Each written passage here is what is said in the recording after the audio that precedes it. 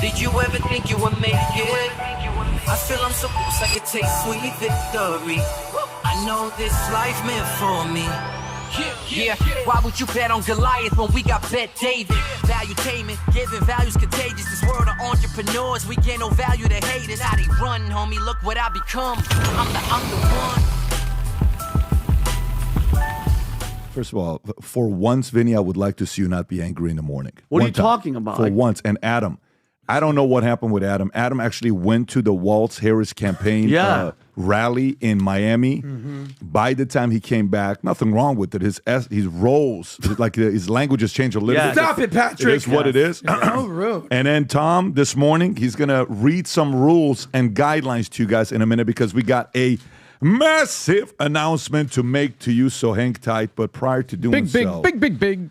Prior to doing so, let's go through a couple things. Last night, Kamala Harris made a mistake of doing the town hall with Anderson Cooper, thinking it was a good idea, but she has to do it because right now the market has to come and react to see what she has. And by the way, kudos to Anderson Cooper. There's an article that says entitled, Anderson Cooper slammed for infuriating Harris town hall. We got to show you some of those clips. LA Times, for the first time in 20 years, didn't endorse a candidate. Think about this. LA Times, from LA, they're always taking somebody that's from the left for the first time in LA.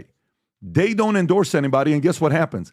LA Times editor quits after owner blocks paper from endorsing Kamala Harris. The guy quits and leaves. How dare we not do that? I'm out, right? Model claims Trump groped her after they met through Jeffrey Epstein. You see this October surprise spin job that they're doing. Be ready for it, guys. Some interesting stories are going to be coming up. And it's only October what? What are we today, by the way? It's 24th. 24th. Let me go through a couple of other stories here. Bronny James makes debut and plays with his dad. Pretty interesting. Fun to see that. Trans golfer decides to stop competing with biological females. He says, I'm not a woman, is what he says. What? Yeah, it means for him to think about something like that. By the way, nowadays when there's a divorce, you're like, it used to be who gets the frequent flyer miles. No, you get it. No, I get it. No, let's split it. Or maybe we give some to, Vince Vaughn and Owen. Now, the divorce, this is Wall Street Journal article, by the way. Okay. Who gets the TikTok in the divorce? Can you imagine? Like, who gets that? By the way, it's actually serious? Yeah, I'm serious. It's a big deal. The messy fight over valuable social media accounts in a divorce. Okay, we'll talk about that. Maybe. Those followers are mine. Well, that's kind of what as much as you're joking, that's what it's about. It's exactly. Israel kills Hezbollah's new leader in blow for terror group. By the way, this is the third time. If they're saying we're hiring for the job, say I'll be the assistant, I'll be the vice president, I'll be the press secretary, I'll be the whatever. Just you choose to be the leader, you're going to get killed, and it's coming your way. So maybe put a suspension. Like back in the days when I wanted to be a firefighter, they put a freeze on hiring firefighters in LA for 5 years. Maybe Hezbollah needs to say, we have put a freeze on Hezbollah's leader. And in 90 days, we'll hire a new one. But for now, there's a freeze going. Make that announcement on like Craigslist or something like that. Well, the last guy screwed up. They said, hey, we'll hire you. And he said, gee, thanks. The next morning he said, you're promoted to general. Wow, thanks. You're like, hey, we're going to page you. Take the pager. Go home. Go. Yeah, here's a pager. Here's your pager. We'll page you with the news. No, actually, it's a Palm Pilot nowadays. It's just Palm. Let me check my Palm Pilot. I think that was Cat Williams, by the way. It was. Maricopa County election officials say they expect to take 10 to 13 days to tabulate ballots in general election. Can you imagine that? Like, hey, we need 10 or 13 days to count. No. All right. What the hell's going on? Yeah. Well, it is what it is. Jamie Dimon privately supports Kamala Harris. He just won't say it. That's a New York Times story. Tulsi Gabbard officially joins the Republican Party in North Carolina. Bill Gates gave $50 million to pro-Harris fund, but secretly he did it, and it apparently leaked. Barack Obama busts out the Eminem "Lose Yourself" at the Kamala Harris Detroit rally. Fired up Adam, so we'll react to that. Mm-hmm. Harris admits American dream was dead under Biden's administration. Previous generations saw it, not as much anymore. It's like it's so interesting that even Van Jones is saying, I'm starting to get really annoyed with the stuff that she is saying. Trump says car loan interest deduction will only apply to U.S.-made vehicles. Don't want it to benefit other countries. It's actually a very creative way of doing it, Tom, if you think about it. Unless your F-150 is made in Canada. Unless if your F-150 is made in Canada. Yes. Yankees-Dodgers World Series, among most expensive, fastest selling of all time on secondary market. That's insane to think about, that the big game that's coming up next, what is it? This Friday, I think it's coming up. Friday's game 1. Yeah, Friday, Saturday in L.A. Selling out within seconds. Everyone's trying to get to it. Unfortunately, cannot get tickets to it. It's tough to find. And the next one, Secretary of State Rubio, Energy Secretary Burgum. They're talking about who's going to be in a Trump's administration. We'll talk about that. A personal trainer says Diddy passed him around like a party favor. Another Diddy story. McDonald's every day. McDonald's linked to E. coli outbreak, CDC says. This is a day after Trump, and they've had the story for a minute, but they drop it after Trump's going to McDonald's. Weird. Go figure, and then the stock drops. We'll talk about that. Home sales on track for worst year since 95. DOJ reportedly warns Elon Musk his $1 million voter giveaways may be illegal. Wall Street Journal gets into position to profit from a Trump win. They're positioning what they think is going to do up. This is actually a very interesting story I want to read to you guys, especially the business guys and gals. Early vote totals indicate Trump's going to be the president on election day. Veteran political journalist says from New York Post. And then we got Bill Ackman said a couple things. And then Trump, what is that one thing? I need the kind of a general that's what? What's the generals that Hitler had, right? Yeah. And everybody's reacting to it. Anyways, we got a lot to cover with you. Let me tell you what's going on right now so everybody knows. The big game starts this Friday. The series starts this Friday. And here's what I wanted to do. I wanted to get a suite to take family and friends and to give you the chance to join me as well as us here, my family and other friends, in the suite for Game 5 in New York, which is amazing, right? Yes. Wow. Absolutely amazing. And here's what we're going to be doing. By the way, just so you know, the details on what these things are going for right now, it's ridiculous, the tickets. But all I'm saying is we sat down, we decided, here's what I want to do. So what do we do about it? We created a sweepstake. And the winner gets the one ticket plus $2,500 cash for your flight, room, whatever you need to be doing to come join. By the way, it's going to be epic. Wow. Because it's going to be sick. It is Game 5. So, who knows what's going to be taking place. The streets of New York are going to be wild. And the way you participate in this is the following. For every $1 spent on VT merch store, today you get an entry. For every dollar spent, you get one entry. $100, 100 entries. $500, you buy 5 of these polo shirts. This is all I'm wearing nowadays. Say it's $500, 500 entries.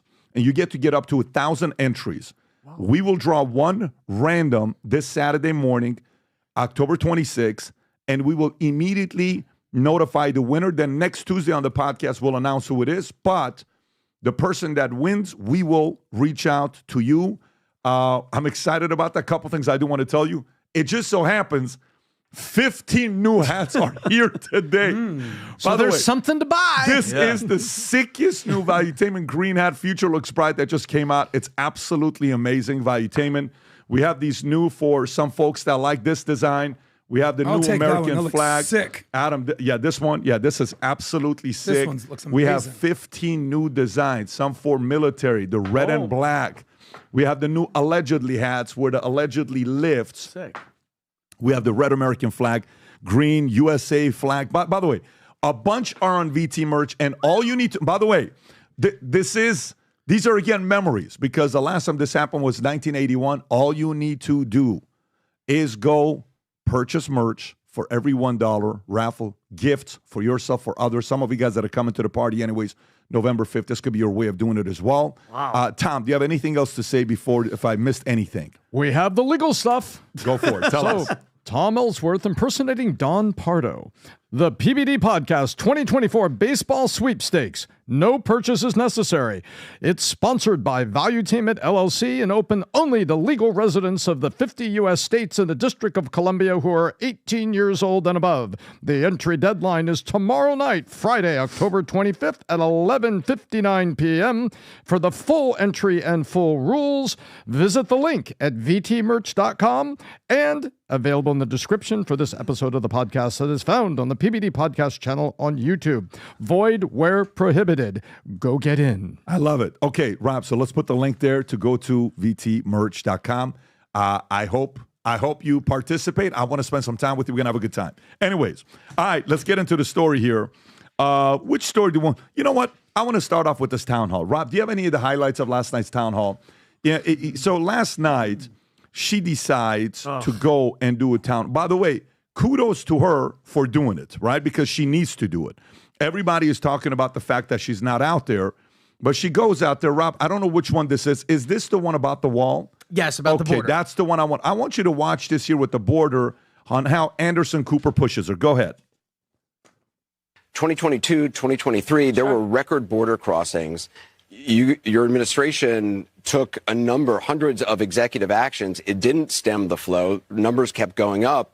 Finally, in 2024, just in June, 3 weeks before the first presidential debate with Joe Biden, you institute executive actions that had a dramatic impact, really shut down people crossing over. Why didn't your administration do that in 2022, 2023? First of all, you're exactly right, Anderson. And as of today, we have cut the flow of immigration by over half. In fact, the numbers I saw most recently, illegal immigration But if is it was low. that easy with that executive action, why not do it in 2022, 2023? Because we were working with Congress and hoping that actually we could have a long-term fix to the problem instead of a short-term fix. You couldn't have done one and both at the same time? Well, here's the thing. We have to understand that ultimately this problem is going to be fixed through congressional action. You know, it's amazing when you listen to her. Yeah. You're like, and he interrupts. You know why people are starting to interrupt as much as they do? Because even Van Jones says this gibberish answers are starting to get annoying. It's way too much. Yeah, the word salad is just starting to get annoying. Give a damn answer. Rob, do you have another clip outside of this one? Do you have the David Axelrod response where he I do. said word salad? So I have a word salad clip, and then we'll play David Axelrod. Oh, Go ahead, Rob. Can't wait. Ready for lunch. Might ask, you've been in the White House for 4 years. You were vice president, not the president. But why wasn't any of that done for the last 4 years? Well, there was a lot that was done, but there's more to do, Anderson. And I'm pointing out These are things the that need to answers. be done, that haven't been done, but need to be done. She just said done 5 Time times. out. Was that a joke? Hold on. Was that an edited funny clip? No, she's That's actually really what being she just serious. said. She said that. But actually, No, Rob, let's listen to that answer one more time, you're Rob. I'm actually inspired by it. Can you play that one more time? Wow. Oh, I thought you guys did a funny clip. No, play that one more time. Some voters might ask, you've been in the White House for 4 years. You were vice president, not the president. But why wasn't any of that done for the last 4 years? Well, there was a lot that was done, but there's more to do, Anderson. And I'm pointing out things that need to be done, that haven't been done, but need to be done. What? Wow.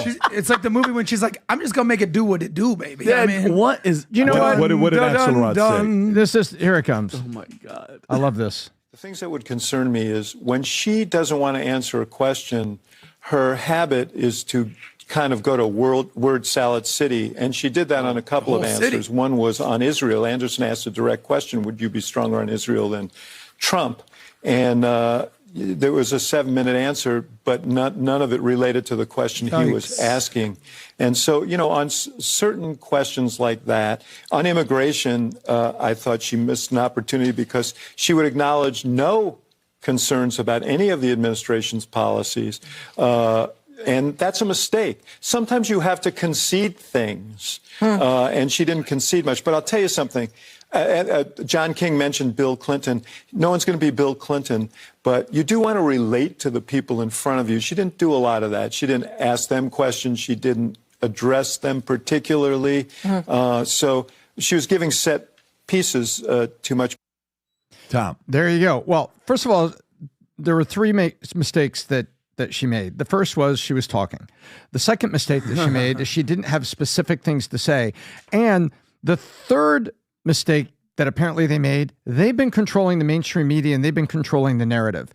For instance, last weekend, do you remember when every news outlet, somehow all their editors used the word testy in every single headline or subhead with her. Yeah. Testy, testy, testy, testy. It was almost that they got them. Remember, the word of the day is testy.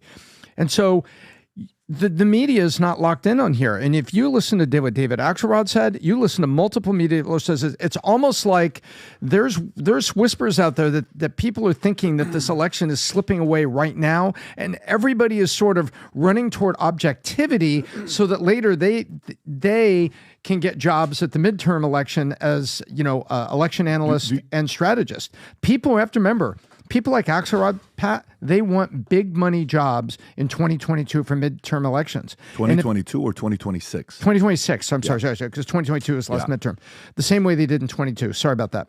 That's what they want. They want those jobs. So how do you get a job? By being infinitely wrong here and defending her and going off the cliff with her? Because she's not a senator anymore. Walz, they're gone. When they lose, and I'm saying when they lose, they go to the same heaven that the dinosaurs went to. It's over for them politically. You'll never see them again. Yep. But all these people that have been strategists and folks, they need a job in 2026. And so you can't get a job if you had zero objectivity. And I'm seeing objectivity come out with Anderson Cooper. I'm seeing objectivity coming out with David Axelrod. I'm seeing objectivity coming out with Poilievre. Complete objectivity? No. But are you seeing the same blind support that they had on August 1st? Hell no. Let me ask you this, though, Tom. Like, for somebody to answer like this, let's just say I'm your campaign strategist, okay, behind closed doors. And Trump said something when I had him on the podcast. He said, I could have chosen not to go to the Bloomberg event, one, and then the market would have said he's scared. I could have chosen to get killed and go, and I would have gotten killed, and I would have lost. Or I could choose to go actually fight. And I chose to go and fight, right?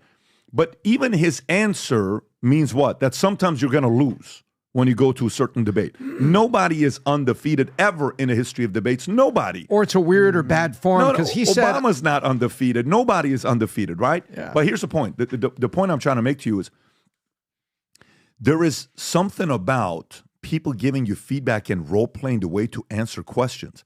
Do you think that's her? Or do you think that's her handler saying, answer it this way? I think 20 years of her political history have proven that regardless of who her strategist is, she is not particularly adept at the ad hoc or extemporaneous talk. She's not. She doesn't pull things out to hit home runs. There's been accusations that she's had an earpiece in her ear. There's a lot of things that have happened here that she just is not it. And I think it's her. Whereas Bill Clinton, if you gave him 3 facts, he would give you an answer that related to the people. He would roll in those facts. And you gave Reagan 3 facts, an answer that related to the people, and he would roll in the facts. There are strategists back there that are giving her facts, but she's just not doing it. Yeah. Rob, play this clip, and then I'm going to go to Vinny. Play this next clip. Watch this one here, folks. This is about, have you ever made any mistakes? Is there something you can point to in your life, political life, or in your life in the last 4 years that you think is a mistake that you have learned from? I mean, I've made many mistakes. And they range from, if you've ever parented a child, you make lots of mistakes too. In my role as vice president, I mean, I've probably worked very hard at making sure that I am well versed on issues, and I think that is very important. It's a mistake not to be well versed on an issue and feel compelled to answer a question. Is there something What was the answer? I don't know. There actually wasn't an answer. It's like, what did you mess up? She's like, it doesn't make. But here's the thing. Let me ask you guys a question. And I know we're not surprised, but I don't like the fact that Van Jones, Tom, and all these people are surprised. Okay, of Kamala Harris. Let's not forget how we got here. Okay, we got here because the assassination attempt on Trump failed. Okay, he killed Biden in the debate. The plan was get Trump out. Biden just, even though after the debate, allegedly, of course, yes, allegedly, right. If this was a movie, that would have been, the plan failed. So now she just has to get put up there, okay? And then when she talked about the border and how it's so, now it's closed, yeah, because you already got the 20 million in that you need. So we shut that down. But I love the fact that they have to pretend. Pat. The Democrats have gotten to pretend that they like her. They have to pretend like she's had policies. They have to pretend that they like her. And let's be honest, guys. If I was still drinking, Pat, I'd drink with her. I'd have a good time. But no, I'm being dead serious. She seems like a fun. I mean, the laughing would get to me. But I mean, it's at the point where the jig is up. He has to do these questions, Tom, Pat. With Anderson Cooper, Tom, their reputation is on the line at this point. You just used a great word. The word is pretend. Yeah. And you're correct with all of those. I completely line up with the Angry Patriot on this. They pretended. Yeah. And now Van Jones has to publicly pretend he's surprised. Exactly. Now they have to pretend they're surprised. Yeah. Oh my gosh, I didn't know. Yeah.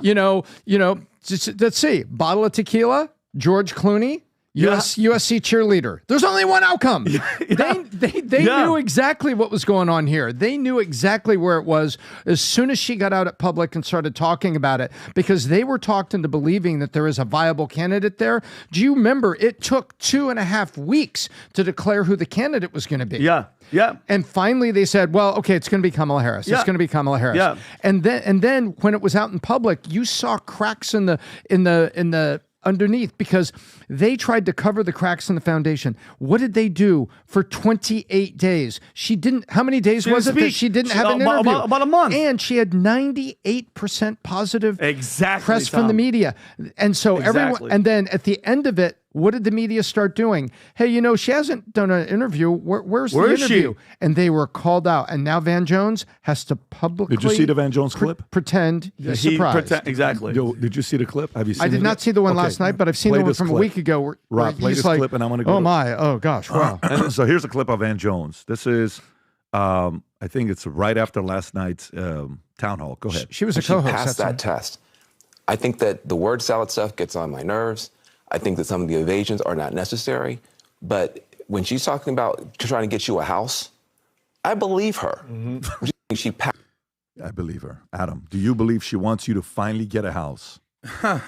Sure, whatever. I think, look, we're 12 days from an election. In my humble opinion, the future is looking very bright for Donald J. Trump. And there's a few words that come to mind. And one of the words that comes to mind, PBD, I don't know if you know this word, because English is your sixth language, but there's a word called juxtaposition. You know what that means? Juxtaposition is when you compare and contrast two separate entities and you say, take a look at this, right? And you put it, kind of contrast them close together. When Trump was compared to Obama from a personality and character perspective, it was quite shocking. You had Obama, forget about policies, from a character, personality perspective. You look at Obama, smooth, great talker. It's like, whoa, here's this guy that comes in. But Trump wasn't basically, beckoned to come to run for president because he was a typical politician, is because he was a literal disruptor who basically was a middle finger to the system. So that's what Trump is.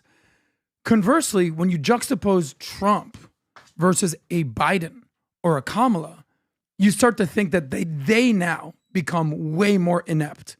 And Tom kind of made a joke that, she's wrong when she's talking. But the reality is he's right. The more she talks and the more that America gets to know her, the worse her poll numbers are. It's pretty intense. And the fact that she had this sugar high, the reality is after the sugar high, if you eat too much sugar, you start to develop cavities. And America's developing cavities the more she talks. So they're like, hey, listen, maybe you should eat some salad. Unfortunately, there's a lot of too much word salad coming out of her mouth. But this is, unfortunately, this may be a little controversial, the result of genuinely going with a DEI candidate, not a MEI, merit, excellence, intelligence candidate. And now, when you start to see Van Jones even criticizing her, David Axelrod criticizing her, Dana Bash criticizing her, CNN's finest, when you're 10, 12 days away from election, when everybody should be unifying behind their candidate and they're basically talking trash, the future is not looking bright for Kamala Harris. But you know what? That's all on them. Then they should have done, because Biden got 14 million votes? That whole switcheroo that they did, that's what they deserve. And you saw Biden at the funeral, at Kennedy's funeral, where he's talking to Obama and he's looking mad at him and he's like, I'm stronger than her. Biden, by the way, it would have been way closer because even though Biden... No. It wouldn't have been way closer. You don't think so? Wait, are you crazy? No. They would have kept him away from the media. What do you mean? They were protecting him for 4 years. If it was Biden, after that debate performance, with his mental You Just really complete better decline. than her? Hold on. He wouldn't be better than her right now? Right now, you don't think he'd be closer? I'm not advocating for Kamala. No, I know you're not. They Vinny, both had of you guys, no both of you chance. guys. Go back to your point, Adam. Let me just say a thing. Words talk, numbers scream. Yeah. From July 1st to July 21st. That was the day of the debate, right? July Her 21st. numbers skyrocketed. Says Trump had one of the greatest momentum roles in opponent candidate, not incumbent candidate, an opponent candidate history. And then when Biden went out for the debate, then the polls went over the waterfall. It was moving like this. You saw states moving. Remember, we're all talking about this. Yeah. And then he goes out to that debate, and what happens? It goes all over the waterfall. Yeah. And so those numbers were horrifying. Yes. And they knew it. But I want to show you something. Rob, I want to show you something. Do you have the link I sent you? Okay. This is very, very telling data. CNN. This guy does a great job, by the way. Harry Enton. He talks about the independent vote. Watch this. Okay. Rob, play. It's 27 seconds. Watch this. Center of the electorate. You go last time around, Joe Biden won these voters by 11 points. You look at September of 2024, a month ago, Kamala Harris was up 5 points among independents. Watch this. You look now, though, look at this. That's it. Well, watch She's only this. up Watch by what 2 happens. points among a key bloc center of the electorate, down 9 points from Biden was Insane. at the end Watch. of the 2020 campaign. This next Of course, thing he This is says. a national One more, picture. This is a national and he's going to picture. show the 15. What is going on in those key battleground states, Michigan, Pennsylvania, Wisconsin, the Great Watch. Lakes, that blue wall, right? Joe Biden last time around won him by 5 points over Donald Trump. Look at where we are today. This is the type of movement Donald Trump likes to see in the center of the electorate. Wait for it. Up by a point. Now, of course, that's well within any margin of error, right? But again, it's the movement. It's the trends, Mr. Berman, that for we're it. looking at. Next and one. when you flip a group from going +5 Biden to now +1 Trump, that's the type of movement Donald Trump loves to see, and it's the type of movement that I think gives Democrats some agita. And you saw it nationally. You see it in the blue wall states there. What do we know about candidates who have won or lost Watch independents this. in the past? This is Yeah, it. are independents determinative of who wins the election? Usually the way That's crazy. independents go, 15. so goes the My nation. goodness. So 15. candidates who won independents in elections since 1952, look at this. Won independents, won the election 15, lost the election despite winning independents, just 3. So it is possible to lose independents and win the election. But the bottom line is that's only happened 3 times. It was Nixon in 68, it was Ford in 76, and it was Kerry in 2004. Normally when you win independents, John, it's a very good sign for your chances to win the Do election. we have any sense among the people who are identifying as independents now what they're saying or how they're feeling or why we're seeing this? Yeah, why are we seeing this movement in the electorate perhaps away from the Democrats towards Donald Trump? And this is true overall. This is true among independents as well. That's embarrassing. View is too liberal, right? Are you out of the mainstream, perhaps? 38% said that of Joe Biden back in 2020. Now that number is up to 48% for Kamala Harris versus the 40%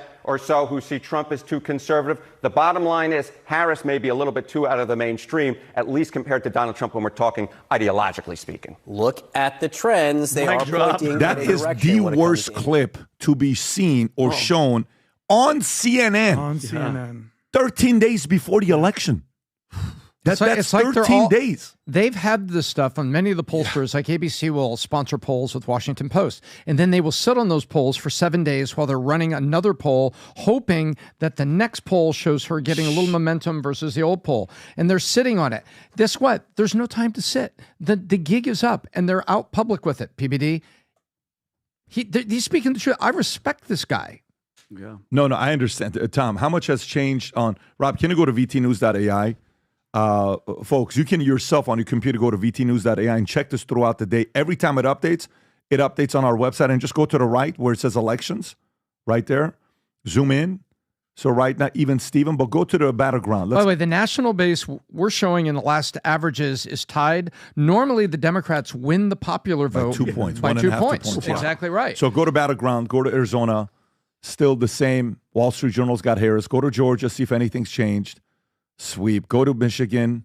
Georgia's gotten redder. Go back to Georgia. Yeah, it got redder. Exactly. Yes, it did. And by the way, Up look at the 6. collection. Insider Advantage, liberal poll. Quinnipiac. Quinnipiac, liberal poll. Emerson, liberal poll. Trafalgar, very accurate and tends to lean right. Shoot. Go to Michigan. Okay. Go to Nevada. Go to Carolina. Dude, he's winning all of them. Go to Pennsylvania. What? Go to Wisconsin. Let's go, baby. Everything is within the margin of error, and Wisconsin and Michigan are hanging by a thread on the margin of error, but they shouldn't even be close with those unions and the typical voting bloc. By the way, on election night, which, by the way, the super VIP tickets sold out, the elite tickets sold out. There's a few left for VIP and a premium before those sold out, and then there's just the general. But there's going to be 7 food trucks here. Chick-fil-A is going to be here. We're going to have 2 fighter jets on the freaking campus. It's going to be sick. I'm going to fly one. There are so many surprises for election night, which I cannot wait. But think about it this way.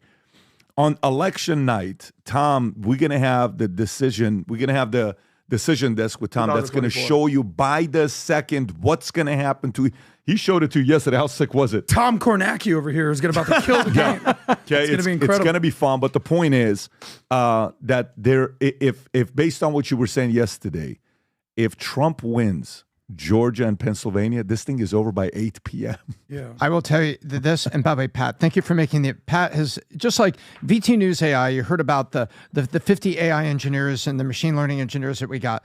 PBD, thank you for making the investment, because you're giving me the tool to go even further than we've been doing with our Decision 2024 every Thursday. That's here on Valuetainment.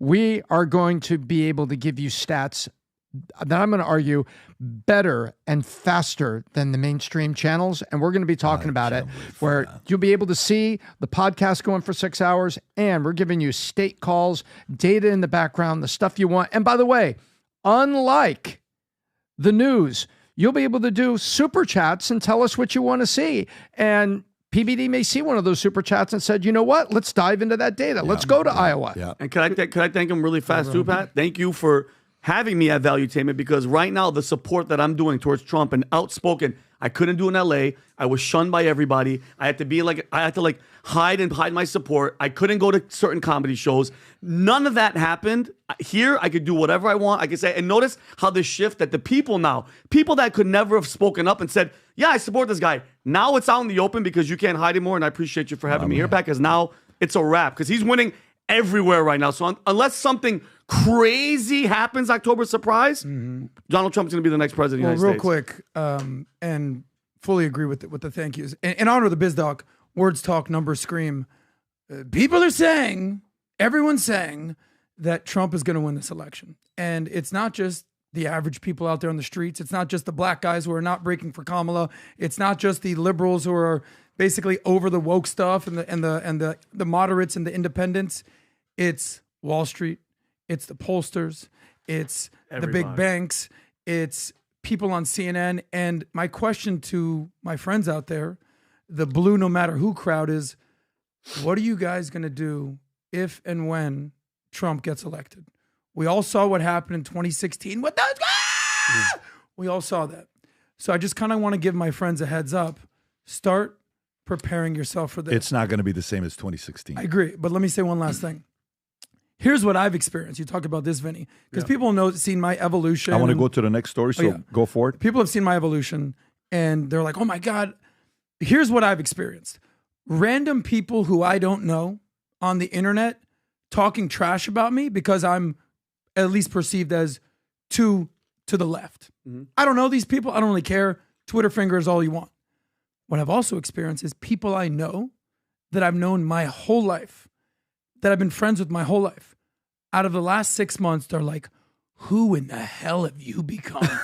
You're just part of this cult now, right? I don't even know you anymore. Here's the reality. I'm the same moderate, reasonable person who's looking at, again, juxtaposition candidates and saying, almost like being an umpire, balls and strikes, I don't like that. I don't like that. Agree with that. Agree with this. And the reality is, if you're the blue no matter who crowd and you can't even wrap your head around, oh my God, how they're voting for this guy, it's going to happen. And just start preparing for that and start asking questions rather than telling people how they should operate. And that's the biggest thing I see. Yeah, I think the difference between 2024 and 2016 is the following. It's very different. 2016, nobody, including the Trump family, thought they were going to win. They worked hard with the plan of winning, but everywhere, on every poll, on every Vegas, everything was, she's winning by a landslide, and then he won. And so the irritation, the fear, the anxiety was so high. 2024, it's not going to be that way. I actually think when I tell you, typically when you do business planning, the most people wait till the last week of December and they do some New Year resolution bullshit. Mm-hmm. But the real people start a quarter before, 2 quarters before for next year, budgeting, all this other stuff. The guys that know the game like Van Jones, the guys that are in it, in their mind, they're 80% were done. This scroll is not good. Yeah, I'm being asked at Mar-a-Lago, what was it, 2 nights ago, whatever the event was, by all these other journalists and whatever they're asking. I said, listen, if there was a primary, Kamala Harris would have lost to Josh Shapiro. Mm-hmm. She would have lost to Pritzker. She would have lost to Whitmer. She would have lost to Newsom. All of those 4 are better candidates for the Democratic Party than she is. She is a horrible candidate to be a president. Not personal life. I've never broke bread. Boring, repetitive, not inspirational, tough to listen to, incredibly difficult laugh.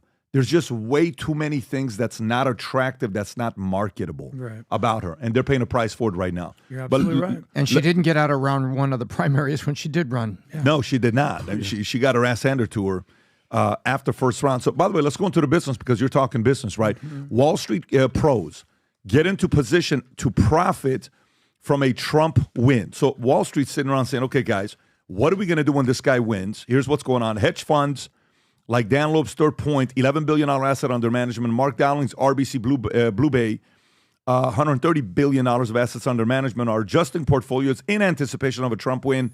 Loeb's firm has increased positions in domestic manufacturing. Watch this. Why domestic manufacturing and commodities? Because Trump's going to bring everything here. Seeing Trump's proposed tariffs on 10 to 20% on imports as a boost to domestic productivity, while Dowding is betting on a stronger dollar and a steeper yield curve as inflation break-evens widen due to Trump's policies. Assets tied to a Trump win are seeing sharp gains. CO Group, a private prison operator, is up 21% in October, while Bitcoin miner Riot Platforms rose 34%. Themos, Fiotakis, Barclays attributes recent declines in Chinese yuan and Mexican peso to Trump's momentum, with potential 200% tariffs on Mexican vehicles weighing on the peso. Tom. Well, guess what? Every time there's a headline, a good fund manager is going to make a difference in the portfolio. Headline, Trump could win. Or if you see headline, airlines are seeing an uptick in reservations. Maybe you buy an airline index because you think, wow, people are traveling this summer. I'm gonna do well by buying some airline stocks. What's happening here is you just have to look at what kind of an economic sunshine or economic storm is Trump going to bring. He's going to bring sunshine to domestic manufacturing. So people are buying indexes with American manufacturers, everything from washing machines to motorcycles. Harley Davidson, looking at you. And then the nuclear stock index is up. Now, why is that? Because AI needs more nukes. And Donald Trump is not going to stand in the way of those nukes that people like, green companies that have been green for 50 years, like Microsoft, but they want nuclear. Google wants nuclear. Trump is going to let that go through. And then foreign currencies, because remember, you can buy commodities, like you can buy foreign currencies and trade foreign currencies.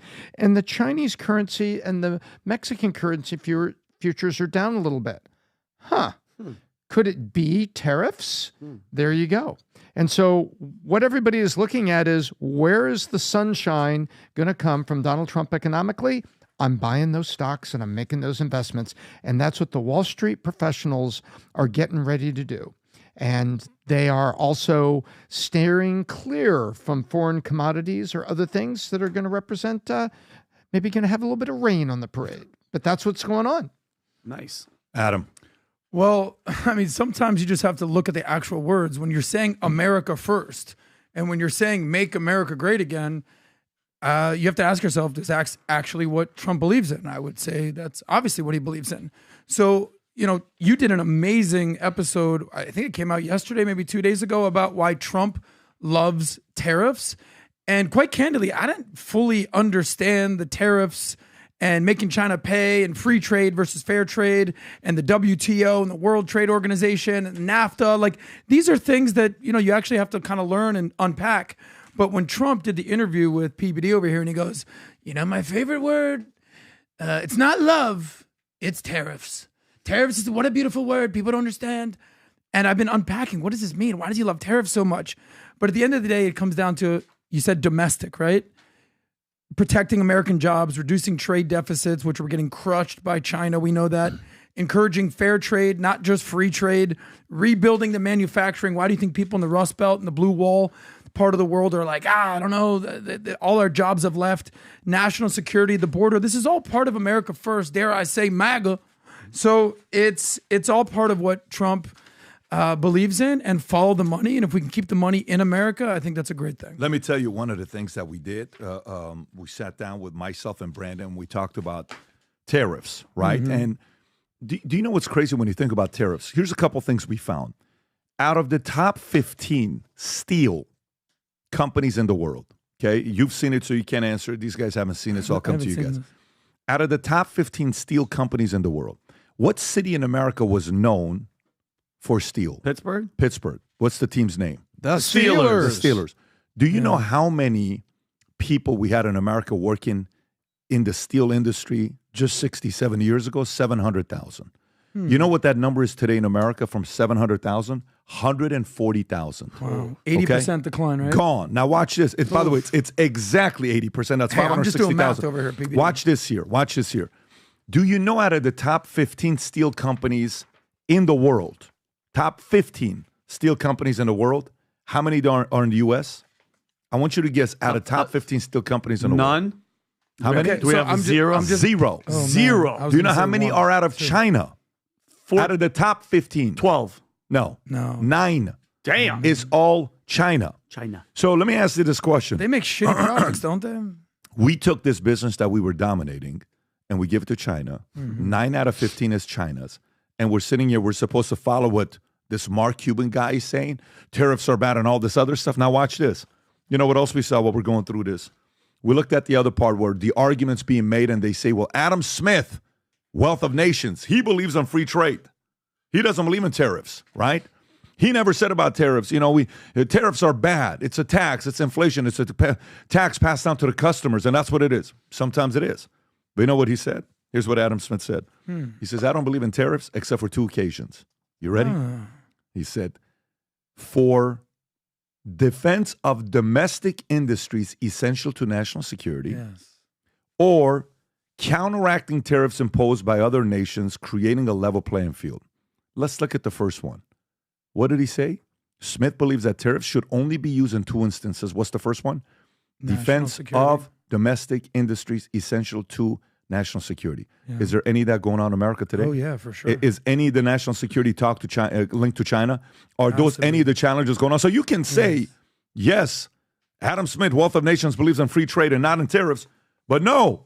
Let's not talk about this one that Adam Smith believed that one of the 2 reasons is when it's a national threat, security, defense of domestic industries essential to No. This is happening today. That's why you need the tariff. So what he's doing is essential. And by the way, the part that most people have a hard time with when they sit down and talk about all of these tariffs, the way I try to explain it to my son that he can understand it is in the following way.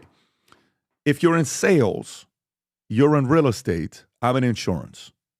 We go to a Chamber of Commerce event. You've done this before, Tom, and you're networking. I say, Vinny, you're in real estate, I'm in insurance. How about we exchange clients? You send me referrals that need help with insurance. I send you referrals with people that want to buy what? House. A house. Okay. So 6 months later, you've given me 10 referrals. I've given you 50 referrals. Who's given who more referrals? I've given you 40 more, right? Yeah.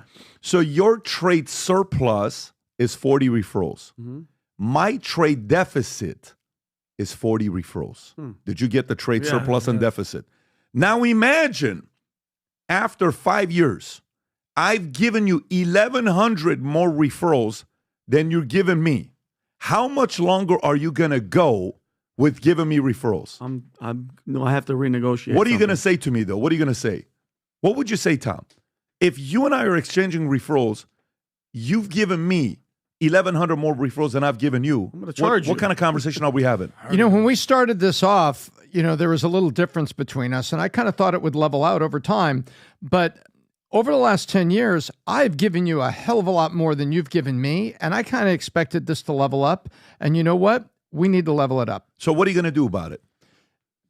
I'm going to do one of two things. Okay. I'm going to look at the value of the trade. Yep. And maybe I'm going to put a tax on you that levels the playing field. Perfect. And you're going to stop giving me referrals and until I show you that I care about your business as much as you care about my business. 1,000%. You know why I use the example 1,100? Do you know what's the trade deficit America has worldwide with surplus? 1.1 trillion. Jeez. Each referral equals $1 billion. U.S.'s trade deficit is 1.1 trillion. Do you know what China's surplus is? $820 billion. China sat around getting fat by having everybody go through them, and they're not giving nothing to you. They're stealing all your IP. They're doing everything you're doing, and they're still expecting you to send more business to them. Of course you're going to have this. By the way, the person that, all these people, we're going to talk about who he's about to hire. Yeah. You know who I'm curious about who he's hiring? Let me tell you what job I'm curious about who he's hiring. Oh, man, I would love to see who's going to get this job. So, Tom, you and I would do this job with our eyes closed, and it would be so much fun. You ready for this? Let me read this to you. Hang on, I'm going to find this. And while you're finding it, can I say one thing? Hang on 1 second for me before you go there. Here we go. Watch this, and I'll just turn it over to you. Yeah, no problem. You ready? Watch this. You know how easy this would be, Tom? We'd have a blast with this. So these are all the different trade agreements that we have. U.S. has 14 trade agreements, okay, with 20 countries. One is a United States-Mexico-Canada agreement. It was written in 1994 under Clinton. You know who renegotiated it? NAFTA? No, that's not NAFTA. That's U.S.-Mexico-Canada agreement. NAFTA's coming up. So actually, it is NAFTA. You're right, NAFTA. 1994. That's, you know who renegotiated it? Trump. Okay? The United States-Korea Free Trade Agreement, 2012, Obama. You know who renegotiated it? Trump. The Central American Dominican Republic Free Trade Agreement. You know who the president was? Bush. No new negotiations. Australia-U.S. Free Trade Agreement. Bush. No new renegotiations. Bahrain-U.S. 06 Bush. No renegotiations. Chile-U.S. 04 Bush. No negotiations. Colombia-U.S. Free Trade, 2012, Obama, no new renegotiations. Israel-U.S., 1985, Reagan, no major renegotiations. Jordan-U.S., 01, Clinton, none. Morocco-U.S., 06, Bush, none. Oman-U.S., 09, Bush, none. Panama-U.S., 2012, Obama, none. Peru-U.S., 09, Bush, none. Singapore-U.S., 04, Bush, none. Jeez. It would be a phone call like this. It would say, hi, this is Patrick Bay, David, and Thomas Ellsworth. Hello, guys.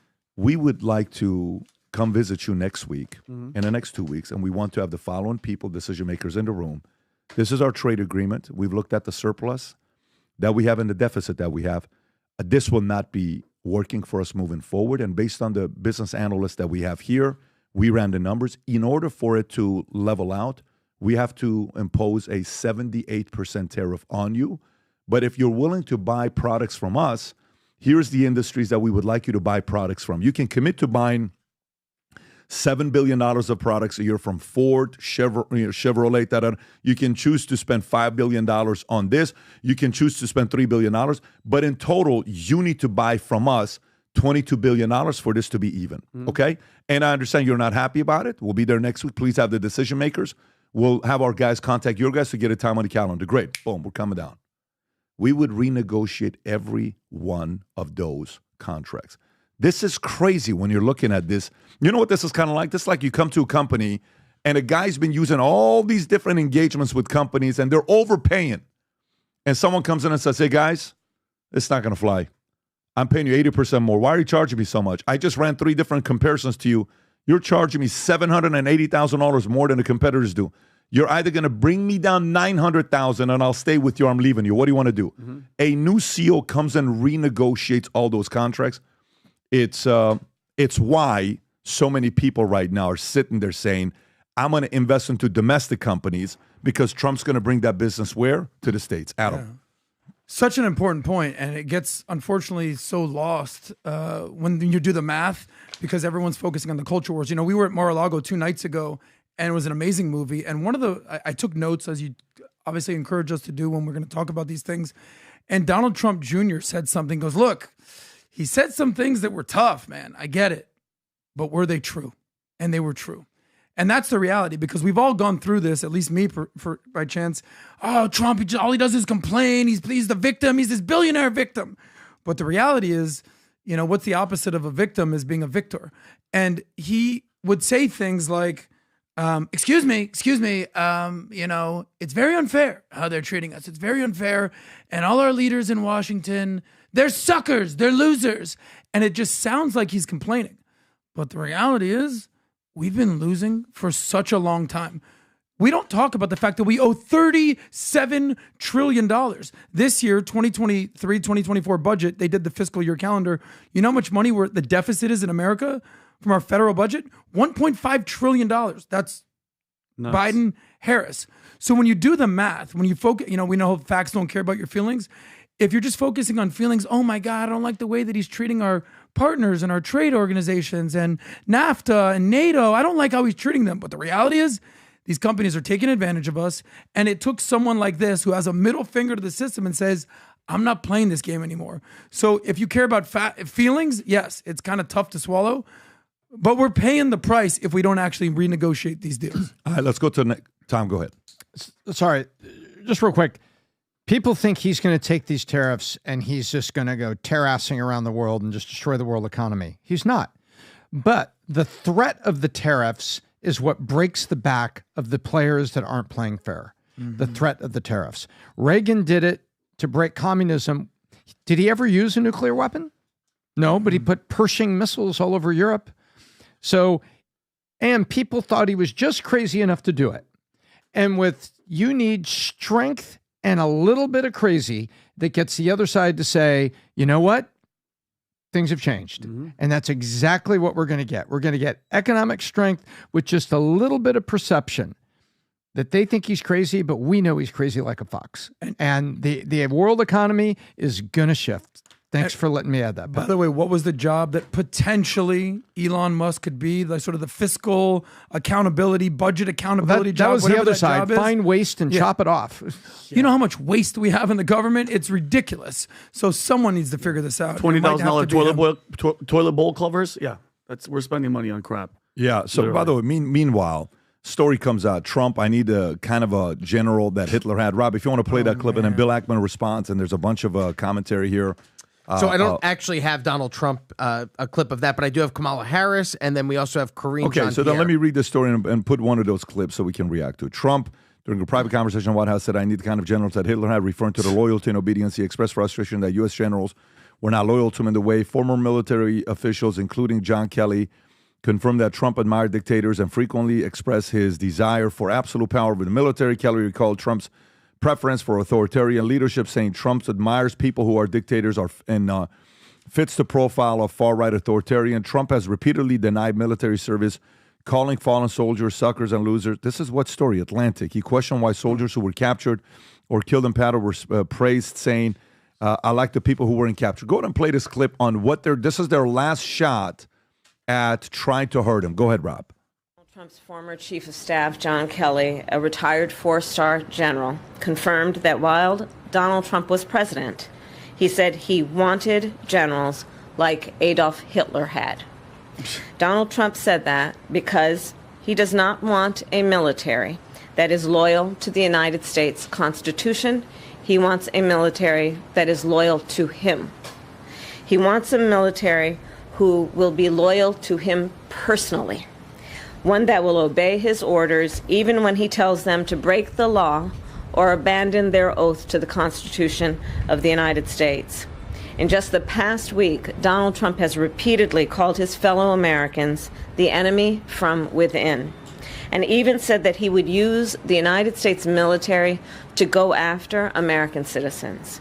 And let's be clear about who he considers to be the enemy from within. Anyone who refuses to bend a knee or dares to criticize him would qualify Rob, in can you his go to the mind next as the one that you enemy have? within. Because she's just like the annoying. DJ. It's just the same thing. Yeah. Go and play the other clip by Gerald. That's the one. Go ahead. Hitler is dangerous and it's also disgusting. So just to be clear, when you said we do agree, President Biden believes that Donald Trump is a fascist. I mean, yes, we have said, he said himself. The former president has said he is going to be a dictator on day one. Lie. We cannot ignore that. We cannot. And we cannot ignore or forget what happened on January 6th. Oh, January 6th. And we can't forget that you wore a pinstripe that was 9 sizes too big. But Pat, okay. Here is the clip just so we can play that. We talked about Trump's deposition earlier. I think that's relevant here. Issue though, because the media has been focused on this and attacking you. Under no circumstances, you are promising America tonight you would never abuse power as retribution against anybody. Except for day one. Except what? He's going crazy. Except for day one. Meaning? I want to close the border and I want to drill. That's not retribution. I'm going to be, you know, he keeps, we love this guy. He says, you're not going to be a dictator, are you? I said, no, other than day one. We're closing the border and we're drilling. After that, I'm not a dictator, So that sounds to me like you're going back to the policies when you were president. That's All right. exactly. Okay, so go ahead, Vinny. Okay, can we just start from let's go back. So John Kelly is saying all this stuff, right? Yeah. He reported it, Tommy, because we talked about this before we came in, Pat. The Atlantic, which I'll get into the Atlantic in a minute. Me and Tom have this conversation. So according to him, he said all this Hitler stuff. John Kelly has been reported hates Trump. It's no secret. He was basically fired by Trump in 2017. John Kelly, this general, he was his first job was Trump administration, was the Secretary of Homeland Security. All right, but he failed to disclose his position as the vice chair on the Spectrum Group, which is a defense contractor lobbying firm, on his ethics form. So there goes his reputation. There goes his ethics. Then on April 19th, it was confirmed. Ready for this, Pat? He joined the board of directors for Caliburn International, a company that operates the largest shelter for unaccompanied migrant children in the United States. Okay? Like, think about that. This guy is literally runs these places that's a shelter for unaccompanied minors. Now watch this. Caliburn International, through a subsidiary, Comprehensive Health, runs several shelters for migrant children. This decision drew public attention as Kelly had previously supported policies like family separation during his time with the Trump administration. This place, Caliburn International, has been described as a private, for-profit concentration camp. Okay, then, last August, New York Post reported that the Biden-Harris administration lost how many kids, Pat? 320,000 migrant children with untold numbers of risk of sex trafficking and forced labor. So knowing that all that information, one could assume, allegedly, that this Kelly wouldn't want Donald Trump to become the president because Trump wants a closed border. He'd want this guy, if you're that person, would want Kamala to, because Kamala's open border. Pat, if you have a facility that houses unaccompanied migrant children, why wouldn't you want an open border? And now let me go to the Atlantic. You know who the owner of the Atlantic is? Who's that? Laureen Powell Jobs, Steve Jobs' widow. She's a huge donor for Kamala Harris and a very close personal friend. Okay, and I thought about this. Made me think about. No wonder why when you had Trump here, Trump said what he said about Tim Cook. He was like, you know what? If it wasn't for that guy, it wouldn't be successful because he knows the relationship with her. You catch what I'm saying? So now, ready for this? In 2021. Wow. The article from Commentary Magazine discussed how the Atlantic, Pat, under leadership of Jeffrey Goldberg, Tom, he's the editor-in-chief. By the way, and this guy has said, his Wikipedia, his parents are very left-wing, not just a little bit. They adopted a focus on opposing Donald Trump, which became the central to its business model during his presidency. According to 2021, a report by Dylan Byers at NBC News, from March 2020 to January 2021, the magazine was adding 30,000 subscribers a month, with more than 45,000 added in both June and July, a whopping 61,000 in September, when it published the bombshell story of Trump having called soldiers who were killed in action losers and suckers by this same guy, by John Kelly. Okay, that story hit mainstream media September 3rd, 2020, 1 month before the election. Okay, think about the timing. The same guy, same BS, he said, she said crap. The Atlantic published a report by editor-in-chief Jeffrey Goldberg, he's a big Trump hater with TDS, who has described, like I said, his parents. So now the piece also critiques how the Atlantic covered topics like COVID-19, democracy, social issues, suggesting that the magazine has shifted toward alarmism and snobbery, focusing heavily on Donald Trump even after his presidency ended. Okay, this is nothing but a hit job, Tom. And somebody yesterday came at me because we talked about this on the Unusuals, Pat. They're like, he's a patriot. How dare you? You could still be in the military or ex-military and still be a bad person that has nefarious intentions behind them. Look, there's politics in the military. Somebody's going to get appointed chairman of the Joint Chiefs of Staff. And if you've ever read about that selection process, you've got 4-star, 5-star generals running political campaigns against each other because the one that wants the job. So let's start with Jeff Goldberg. Jeff Goldberg of The Atlantic. First, The Atlantic has become the megaphone of alarm, spin, and questionably bent facts. You even have liberal reporters coming out and saying things like, hey, easy does it, Jeff. Easy does it. Yeah. Because he's way out over the end. I saw him referred to as the Alex Jones of liberal reporting. In other words, they see him as, inflaming fans, and fanning the flames.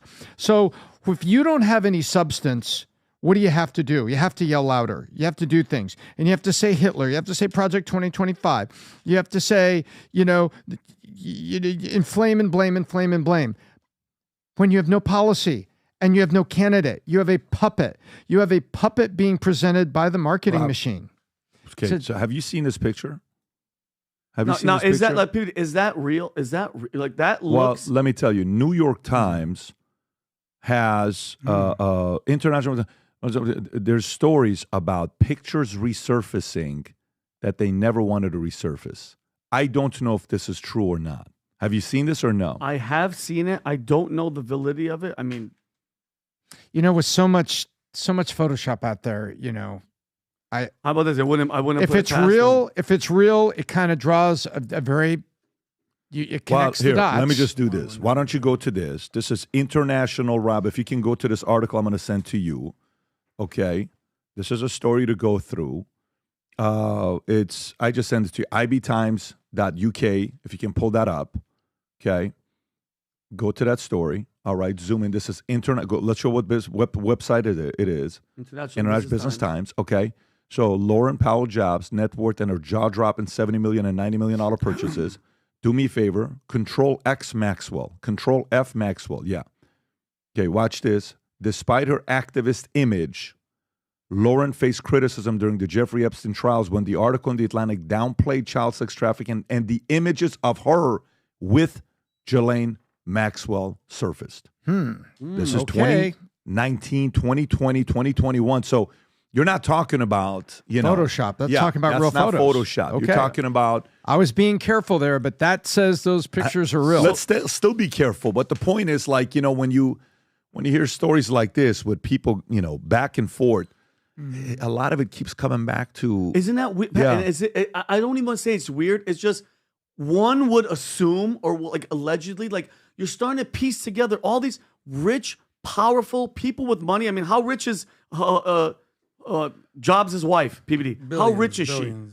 She's one. I think she's top 5 richest woman in the world. And I keep going back to Elon making these comments about these rich billionaires that don't want secrets coming out because that's what Trump is going to be. And these are, besides all the other hit pieces that came out, especially with the effing Mexican, the bear. Think about what just happened in the past couple of days. Okay, the Hitler hoax is not getting traction because as we're spitting out, all the facts are coming out that it's all BS by The Atlantic. The effing Mexican hoax backfired with the sister of the murdered soldier. Did you hear about that? Vanessa Guillen going on national TV and calling Harris and The Atlantic out for polarizing her sister's death. She tweeted right at Goldberg and said, how dare you publicize my sister's death, because he was saying Trump said something like, we're not going to spend $60,000 to bury a effing Mexican.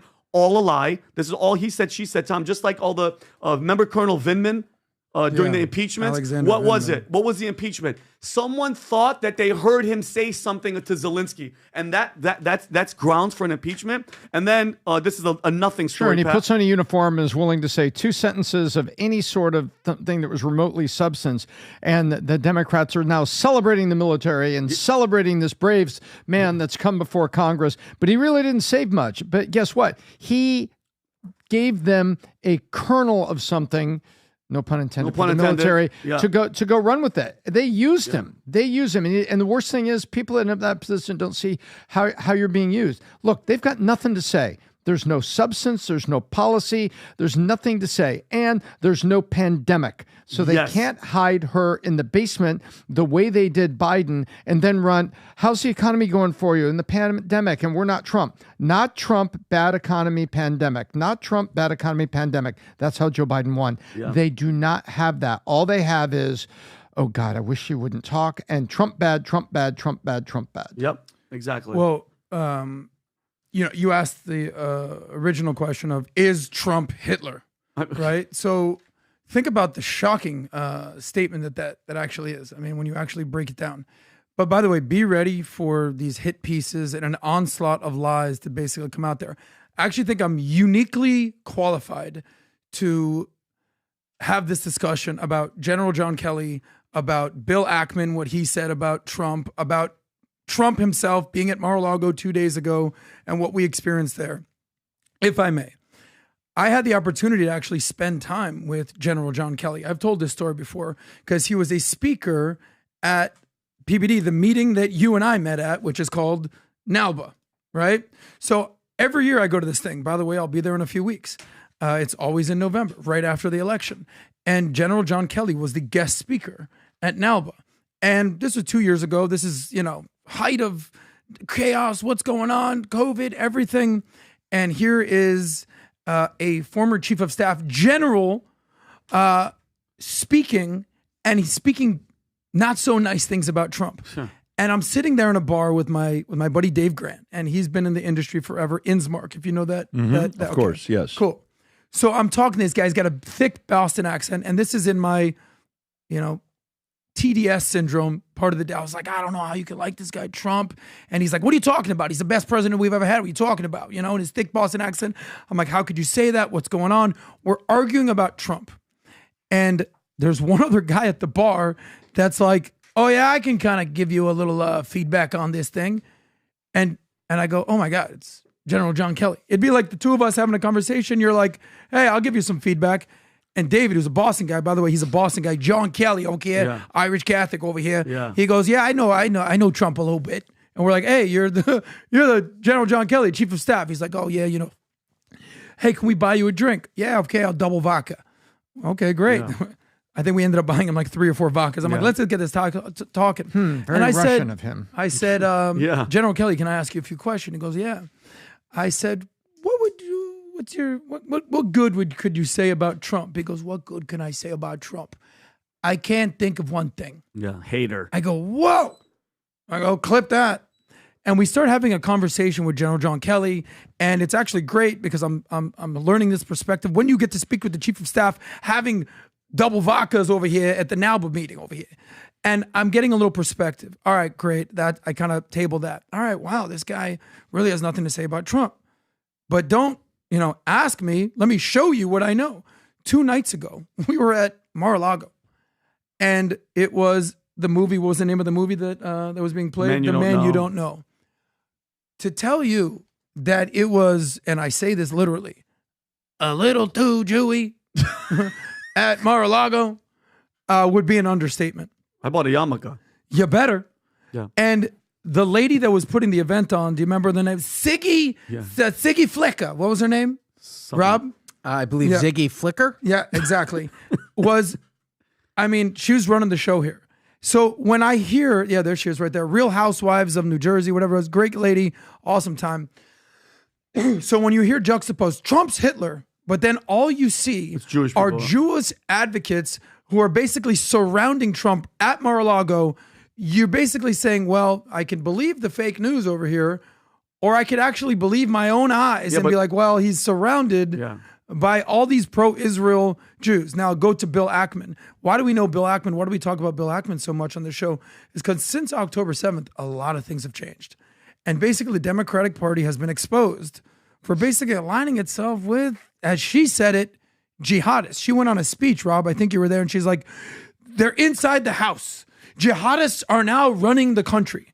And she basically said they don't want to assimilate, they want to dominate. And they're here.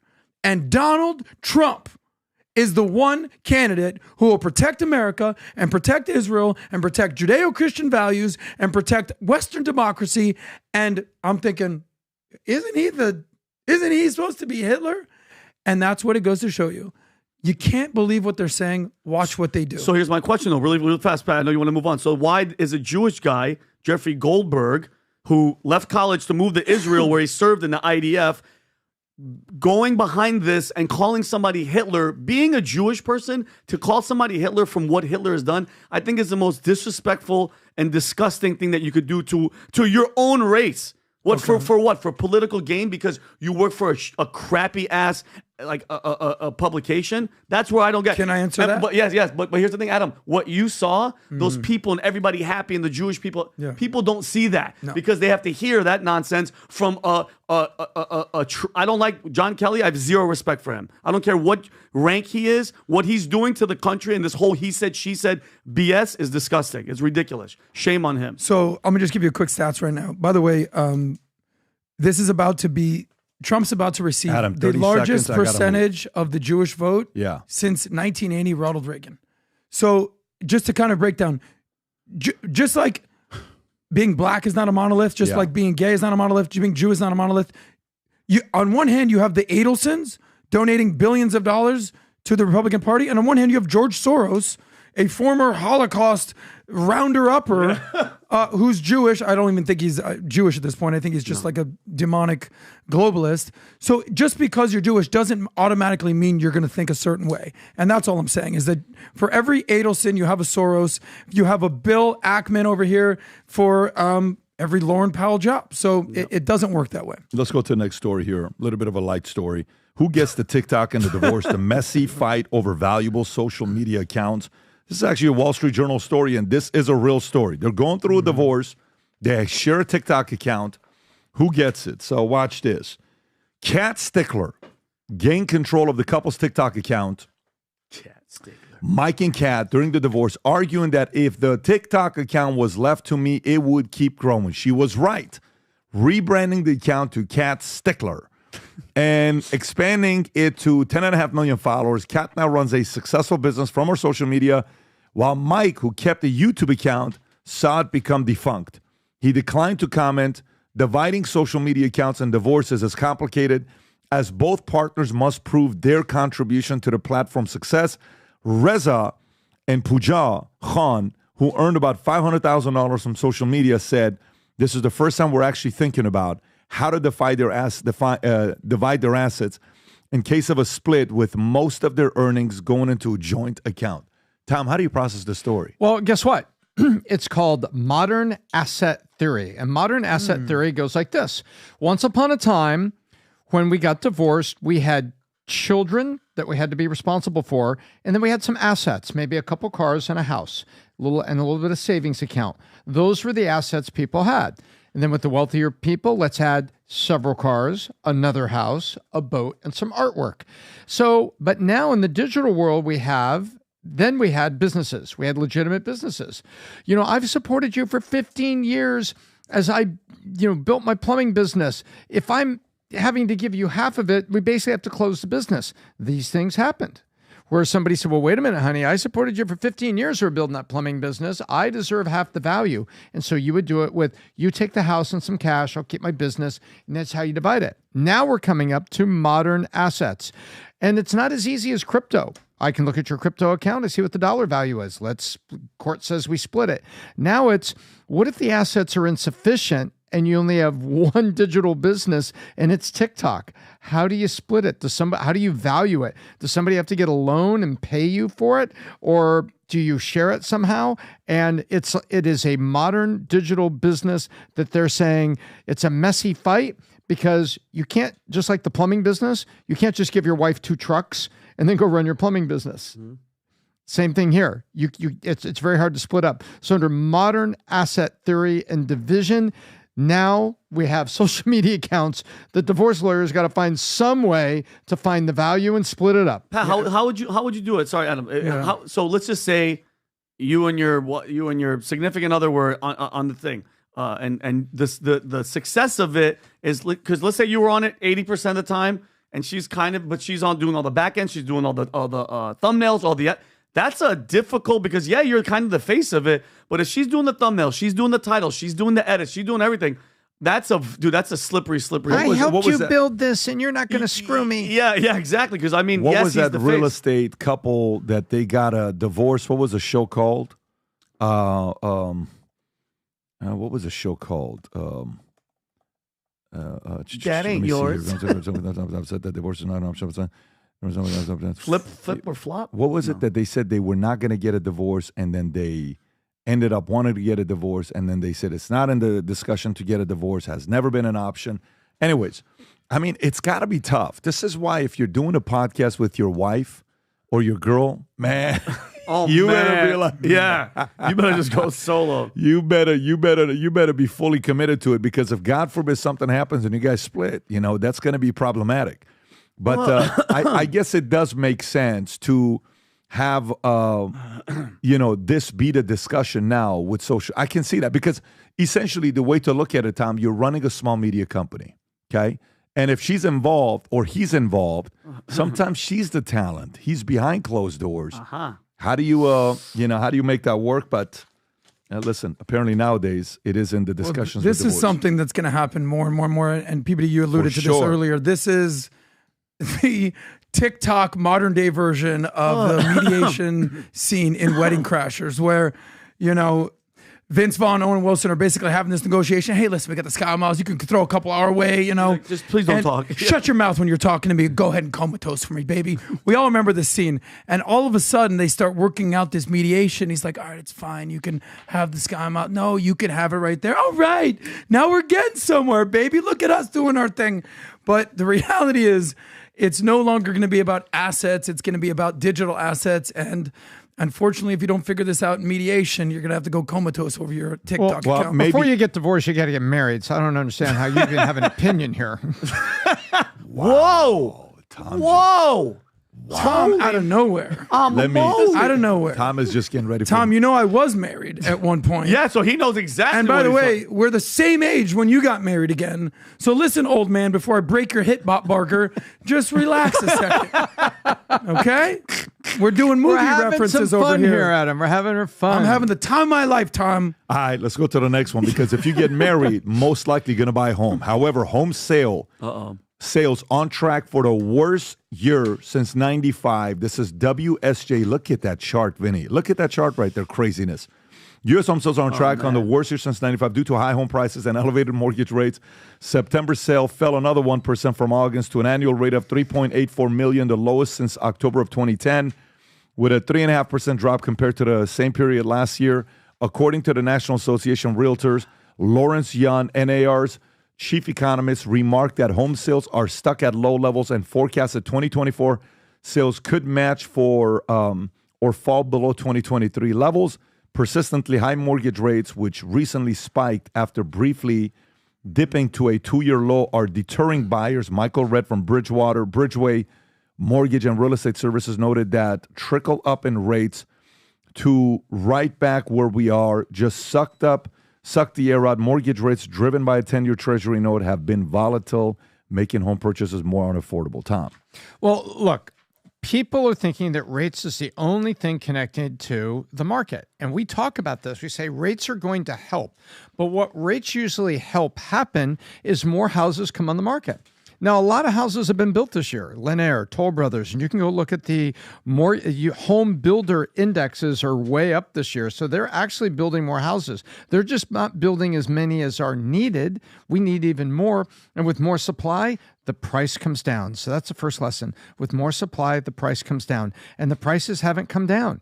And Florida had increases in insurance, home insurance down here.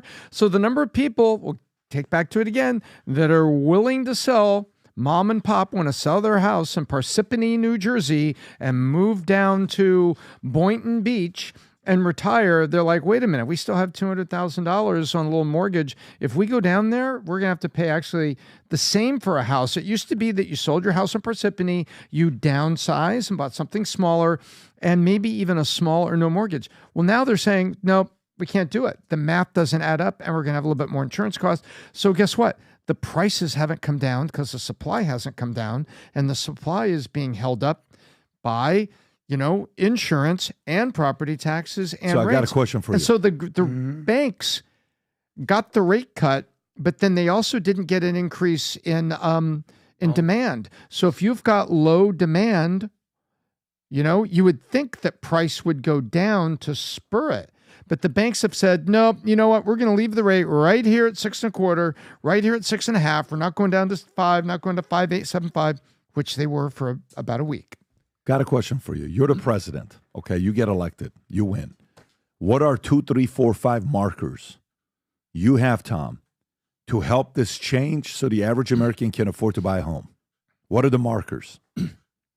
I've got 2. You've got drill, baby, drill, and that reduces the price of everything from shipping on their groceries to the gas in their car, to the fuel that heats their house, to the electricity they pay for their air conditioning. I make the United States an energy power because that is one button the president can push to get a lot of prices to come down. That's affordability. The second thing is I give a lot of incentives out to those home builders. We need homes built. We need more homes built because the supply is going to come up. And then the other thing that I would do is I would adjust the tax policy on when you sell a house. You usually get one time in your life, you know what I'm talking about, Pat, where you don't have to pay the capital gains.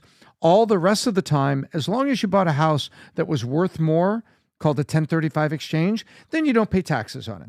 But I would give relief to incent the people that there is a lot of people in the Northeast that want to retire to a lower cost state.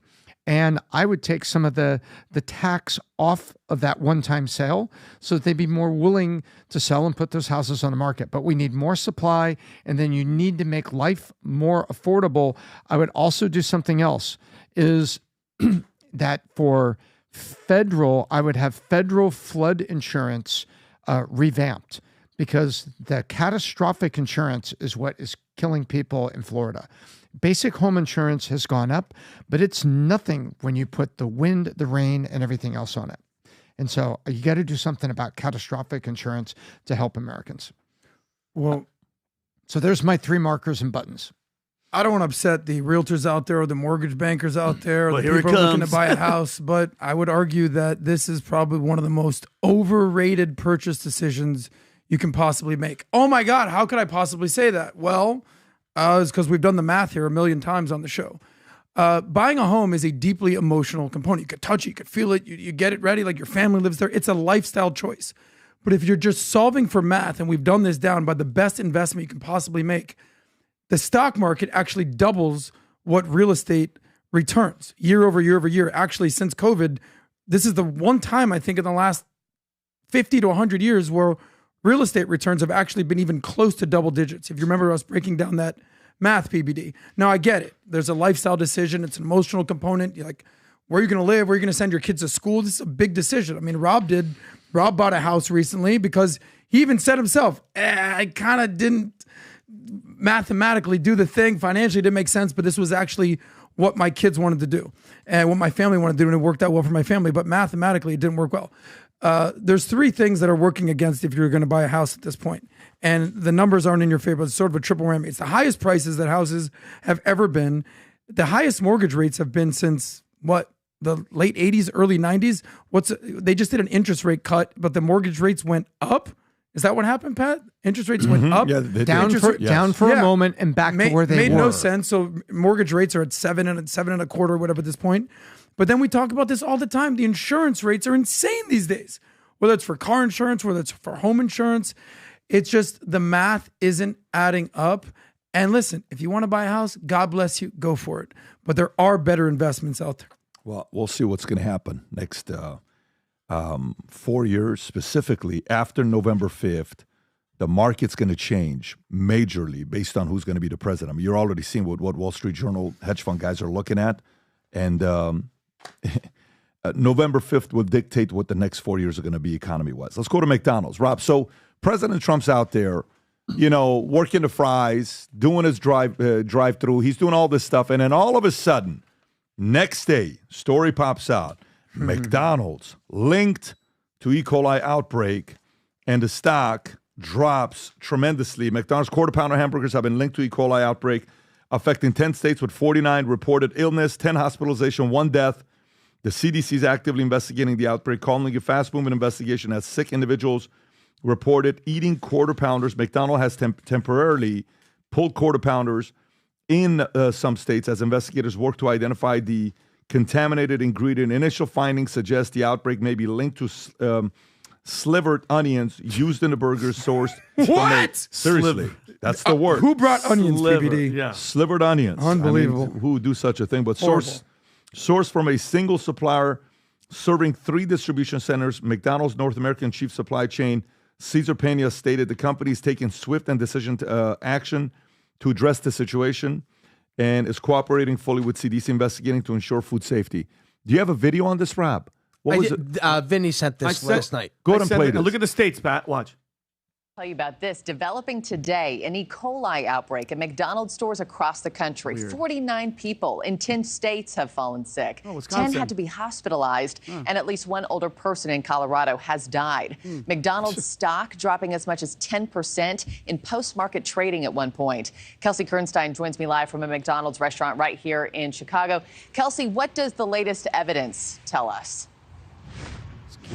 Hey there, Marky. So the latest evidence is really putting the blame on the slivered onions on the quarter pounder here at McDonald's. And this is happening across several states across the country. And health leaders are really looking into why is this happening and where did it originate from. So take a look at this. Colorado has seen the most number of cases, but some other reported cases have been found in Iowa, Kansas, Missouri, Montana, Nebraska. Vinny just wanted to see her face. I just wanted to say that was actually exactly. But they lost $20 billion. $20 billion? Over this. Is it like? Can I ask you?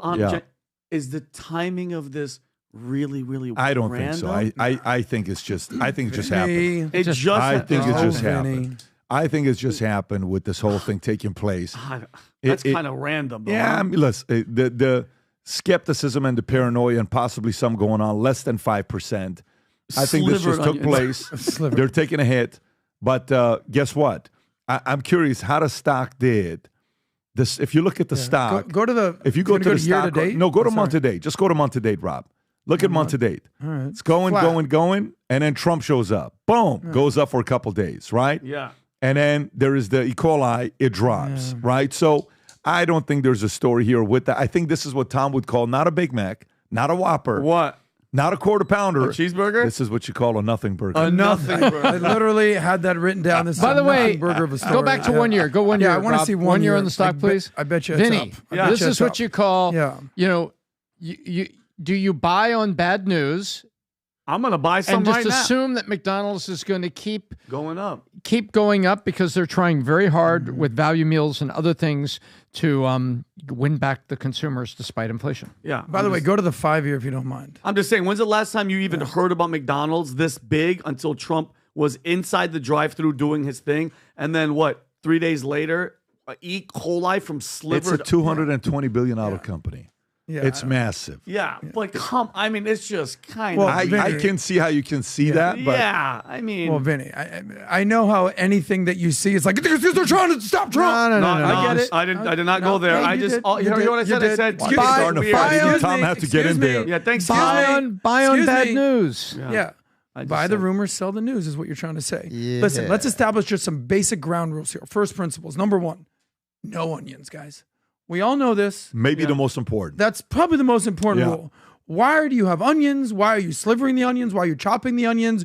Why are you grilling the onions? Terrible. There's one rule that we have here at VT, and what's the rule, PBD? No onions. No onions.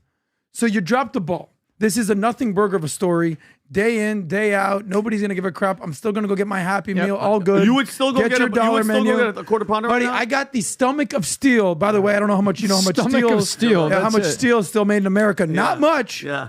It's all in China. All right, let's go to this next one. Nothing burger of a story. No onions. By the way, I'm not afraid to take a chance because, with this next story, Barack Obama hits the stage with this guy named Slim Eminem Shady. Busts out Eminem's "Lose Yourself" at Kamala Harris's Detroit rally in front of rapper Rob. If you can, by the way, did you see how Eminem brought up Obama? Okay, I don't know if you heard it. The way he did it. It's as if he's reading a script and he really doesn't want to do it. I don't know why I got this. Rob, play this clip real quick. Go ahead. His beard's weird. Detroit. What up, though? Yeah. White guy. What up, though? So look, I wrote down a few things I wanted to say. I love you too. Thank you. I'm here tonight for a couple of important reasons. As most of you know, the city of Detroit and the whole state of Michigan mean a lot to me. And going into this election, the spotlight is on us more than ever, and I think it's important to use your voice. So I'm encouraging everybody to get out and vote, please. I also think that people shouldn't be afraid to express their opinions. And I don't think anyone wants an America where people are worried about retribution or what people will do if you make your opinion known. Yeah. I think Vice President Harris supports a future for this country where these freedoms and many others will be protected and upheld. And here to tell you much more about that. Oh my God. President Barack Obama. Oh my God. The savior.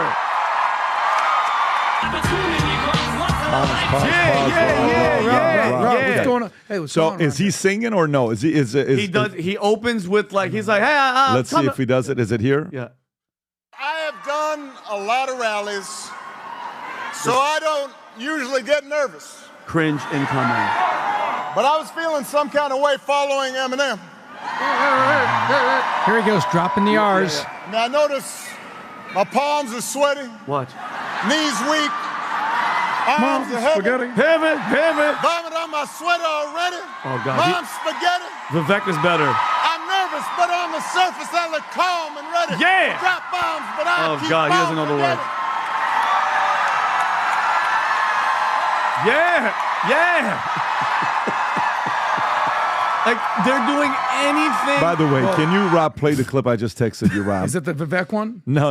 It's a better one. Can you play this? Vivek. No. This is the clip to play because this is guys. If Kamala wins, this is the dream. Go ahead and play this clip. I'm so proud to be from this city. You know, they say if Kamala wins, then the whole country will be like Detroit. Okay? Proud like Detroit. Resilient like Detroit. I'm so... broken roads like Detroit, not drinkable water like Flint in Detroit. It's horrible. You know what drives me crazy? The people that the left use to try to promote their nonsense. Eminem, okay, which I do consider top 5 that are alive. Sure. Okay, for me, top 5 that are alive. But what a complete hypocrite and just a sellout. Okay, he talks all this crap about Donald Trump as if we forgot who Marshall Mathers was, okay? Arrested for assault, deadly weapon 2000. Arrested for gun possession. Putting out songs, misogyny, hating women, including his ex-wife. He wrote the song Kim, depicting violence, domestic violence against her. Criticized his mother, accused her of being a drug addict in public. He was on drugs, and I'm happy that he beat it, but he would bash the LGBTQAI plus community. He had to go and apologize a bunch of times. And we have to listen to this dude. It's, again, Tom, what did you say about the side that always points and it's always them? Oh, it's the old technique. Accuse the other person of doing what you're doing in private. Yeah, it's also when you point. My mom taught me this. When you point, there's 3 fingers pointing back your way. Yeah. Blow. But look at the celebrities. But the one I'm pointing in 9mm. And again, a lot of people always question. I'm pretty sure the chat and just the world. Whenever you hear somebody like that, whenever you hear these big celebrities coming out, even Michael Keaton came out and they're like, "Hey, don't let Trump and them think they don't like you. And it's like, what I always ask, what would make someone, especially like an usher, go from, I'm not going to talk about politics to a week later or whatever later going, I think Kamala Harris is the best. I always feel like they have something on these people and they say, hey, listen, check your email. You better come up and say you better support our side. Listen, check yourself before you wreck yourself. It's their entire industry, and you have to play ball or get no cash at all. Yeah. Here's a question, though. Let me tell you what's going on. Here's what's going on. The playbook, this is the thing that they're going to learn from 2024. They're going to learn from 2024 that the playbook of celebrities, I would hire a consulting firm with a bunch of business analysts and show what is the most effective endorsement of all time? Rank it. And I would identify why. Then I would go today in 2024 and I would run an analysis to say which podcast, what happened to Trump or Kamala the day after, which show, which town hall, which platform, which CNN, which host, which whatever converted. Some may be a lot of eyeballs, some may be convert. Yeah. Who is the audience you need to get the undecided voters? Because as we just saw right now, since 1950, the independent voter, whoever they voted for, 15 times that candidate won, 3 times they lost. So whoever the independent votes for, 80% of the time, guess what? That person's winning. And once I get that data, here's what I realized for 2028. Watch in 2028 how many of these guys come through podcasts. By the way, it's game over. Yep, I agree. Watch how many of these guys have to come through podcast shows. Then you have to go and look at the following. Here's what you have to realize. If Kamala gets elected, do you know what's going to happen for the first 18 to 24 months if Kamala gets elected? Let me tell you what's going to happen that no one's talking about. I'm going to talk about. This is my prediction. If Kamala gets elected, what happens 18 to 24 months? When did people get banned off social media platforms? When was it? 2020. But when, though? What month and what year? 2020 and 2021. Was December. Right. But what happened in 2023, 2024? They were unsuspended. Yeah. And, hey, you're back on, you're back on, you're back on. Okay. You're going to see this. I had this guy on yesterday, Mike Benz. Mike Pence? Benz. Oh. Rob, were you expecting it to be that good, Rob, with Mike Benz yesterday? I was pleasantly surprised. Yeah, he was amazing, right? Oh, yeah. And he can go deep and wide on a lot of issues. It's awesome. So the stuff he talked about, he was a former State Department. He worked for the U.S. State Department. He worked for the U.S. State Department. That could be many different things. In the Army, when people say I work special operations, could mean SEAL Team 6, could mean Delta Force. When you say State Department, it could mean CIA. It could mean a lot of different things. Yeah. But he's in it, okay? And we start talking about, the security, the censorship, all the stuff that he talked about. The words they used, disinformation, delegitimization. What was the word? Legitimatization, right? Yes. Which is they want to say, no, they don't know what they're talking about. And then he showed this clip. If you can play this clip on what he thought, that said, I want you to think about think like the evil, guy that's going to say, what are you going to do to make sure Trump wins and you only have 13 days left? Yeah.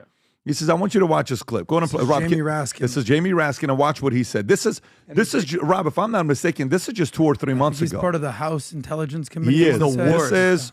This is just a couple months ago that he said. Go ahead and play this clip. Great hairdo. And the greatest example going on right now before our very eyes is Section 3 of the 14th Amendment, which they're just disappearing with a magic wand, as if it doesn't exist, even though it could not be clearer what it's stating. And so, they want to kick it to Congress, so it's going to be up to us on January 6, 2025, to tell the rampaging Trump mobs that he's disqualified. And then we need bodyguards for everybody in civil war conditions, all because the 9 justices, not all of them, but these justices who have not many cases to look at every year, not that much work to do, a huge staff, great protection, simply do not want to do their job and interpret what the great 14th Amendment means. And I'm glad that Sherilyn's creating her new center so we can bring that.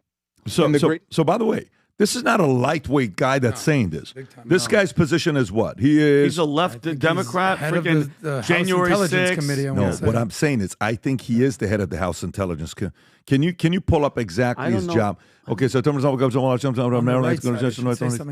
Oversight Committee, right there. House Oversight Committee. There you go. Okay. Yeah. So for him to say January 26, 2025. So let's do both. Let's do Kamala wins, Trump wins, right?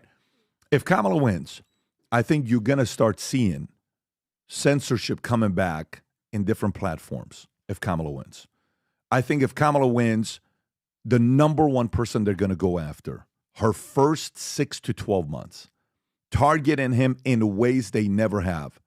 Guess who it's going to be? Elon Musk. 100%. 1,000%. They're going to go after him 100, 200, 300 different ways. And they're going to do the same thing to him as they did to Trump. Yep. Court cases, you can't use this, you can't use that. They're going to take the money, and they're already trying to do it with Europe and Brazil, all these other guys that they're going after Iran. They're going to do that, right? Okay. So Kamala winning, you're going to see censorship going back up the first 2 years in a big way. Then it'll slow down. The reason why they have to do the first 2 years because they want everybody to not talk about what happened with election. So the way they do it is muzzle, fear. That's what they're going to do. 18 to 24 months, and then Americans will get over it most of the time, and they move on. Majority of them, 95% of them will get over it. 5% who are the true believers, they're not going to get over it, but they'll arrest those guys, and they'll find a way to get rid of those guys. Again, speculation is what I'm talking about, yes, right? And that's fine. If Trump wins, I think if Trump wins, Musk and Zuck find a way to work business together. I think there's a certain alliance that'll be created there. I think there'll be some relationships being built. I think you're going to see even Google, YouTube having to make a 180 a bit and being a little bit more civil with the administration. I think you're going to see X absolutely blow up the next 4 years. I think X will be the combination of CNN, Fox, MSNBC. Every media outlet's going to go through CNN, X. He's going to rock that thing like you won't believe if Trump wins. It's going to be bigger than you even think it is. Yeah, and you made a great point. But what'd you say you said something about the Europe. There's leaked documents. And Rob, I sent you this link from the Center of Countering Digital Hate, CCDH. That sounds hilarious. It indicates that their main objective, Rob, you have it, right? Did I send it to you? I'm not seeing it in my Slack. You look up CCDH on X.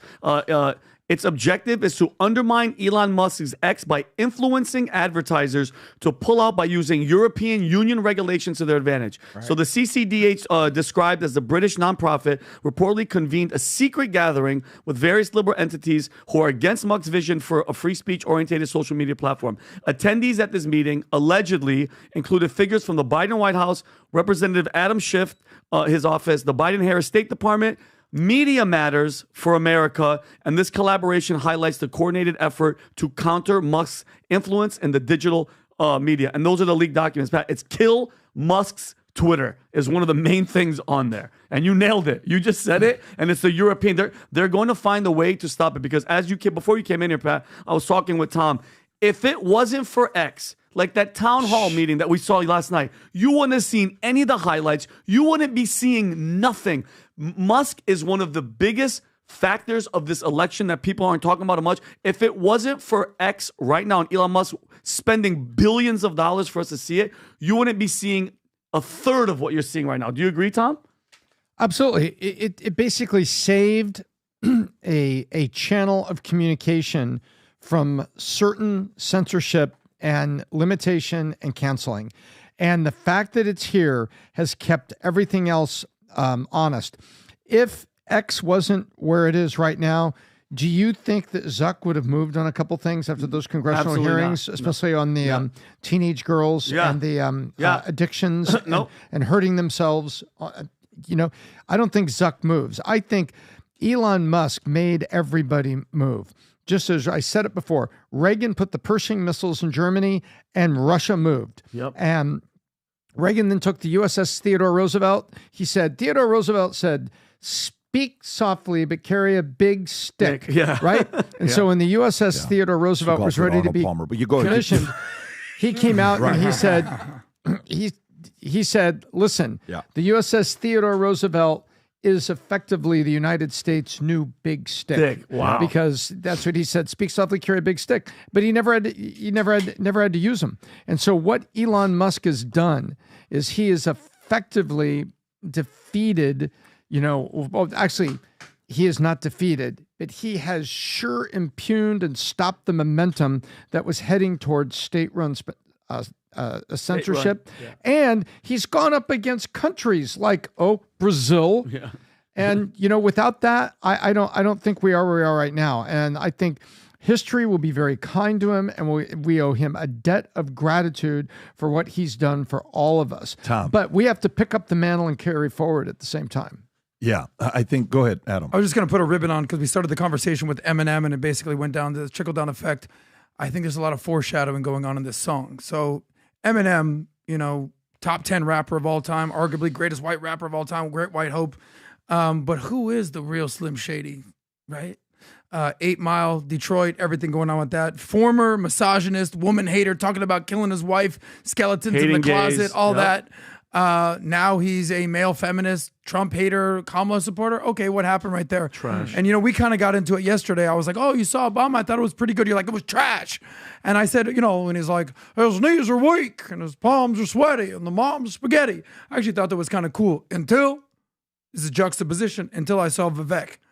Dude went out there and was flowing. He's like, he ain't ready, but he's ready to drop bombs. And on the surface, but there's a little bit of foreshadowing because the next verse is basically Kamala's campaign. Here it is. And when she goes, he opens his mouth, but the words won't come out. He's choking how everybody's joking now. The clock's running and time's up over blow. And that's Kamala. Kamala's campaign. Every time she tries to talk, the words won't come out. It's over blow. And that's what's going on. Hey, listen, Pat, right, like this. What? Blow. Yo. Oh, man. Yeah, I didn't know Adam had it like that. Adam got it. Hey, listen, I'm Slim Shady, the real Slim Shady. All the other Slim Shadys they acted shady. Oh, my God. Anyway. So by the way, Tulsi Gabbard joins Republican Party. Nice. Okay. How big of a deal is that? The fact that she announced she's joining the Republican Party, Tom. Huge. 0 to 10, how big of a deal is it? Play this clip, and then I want to get Tom's thoughts. And it is because of my love for our country, and specifically because of the leadership that President Trump has brought to transform the Republican Party and bring it back to the party of the people and the party of peace, that I'm proud to stand here with you today, President Trump, and announce that I'm joining the Republican Party. Wow. Wow. Look at the applause. Yes. Leaving the dark side.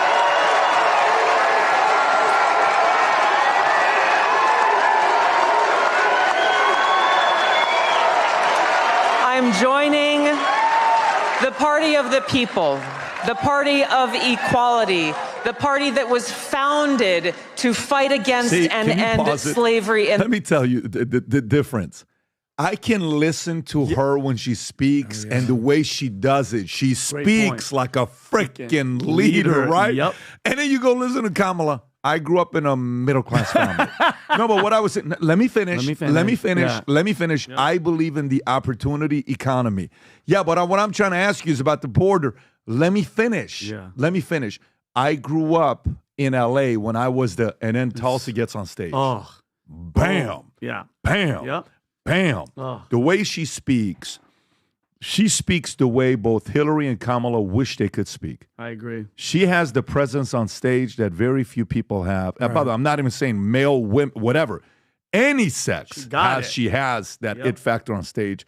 Tell us if you're watching this.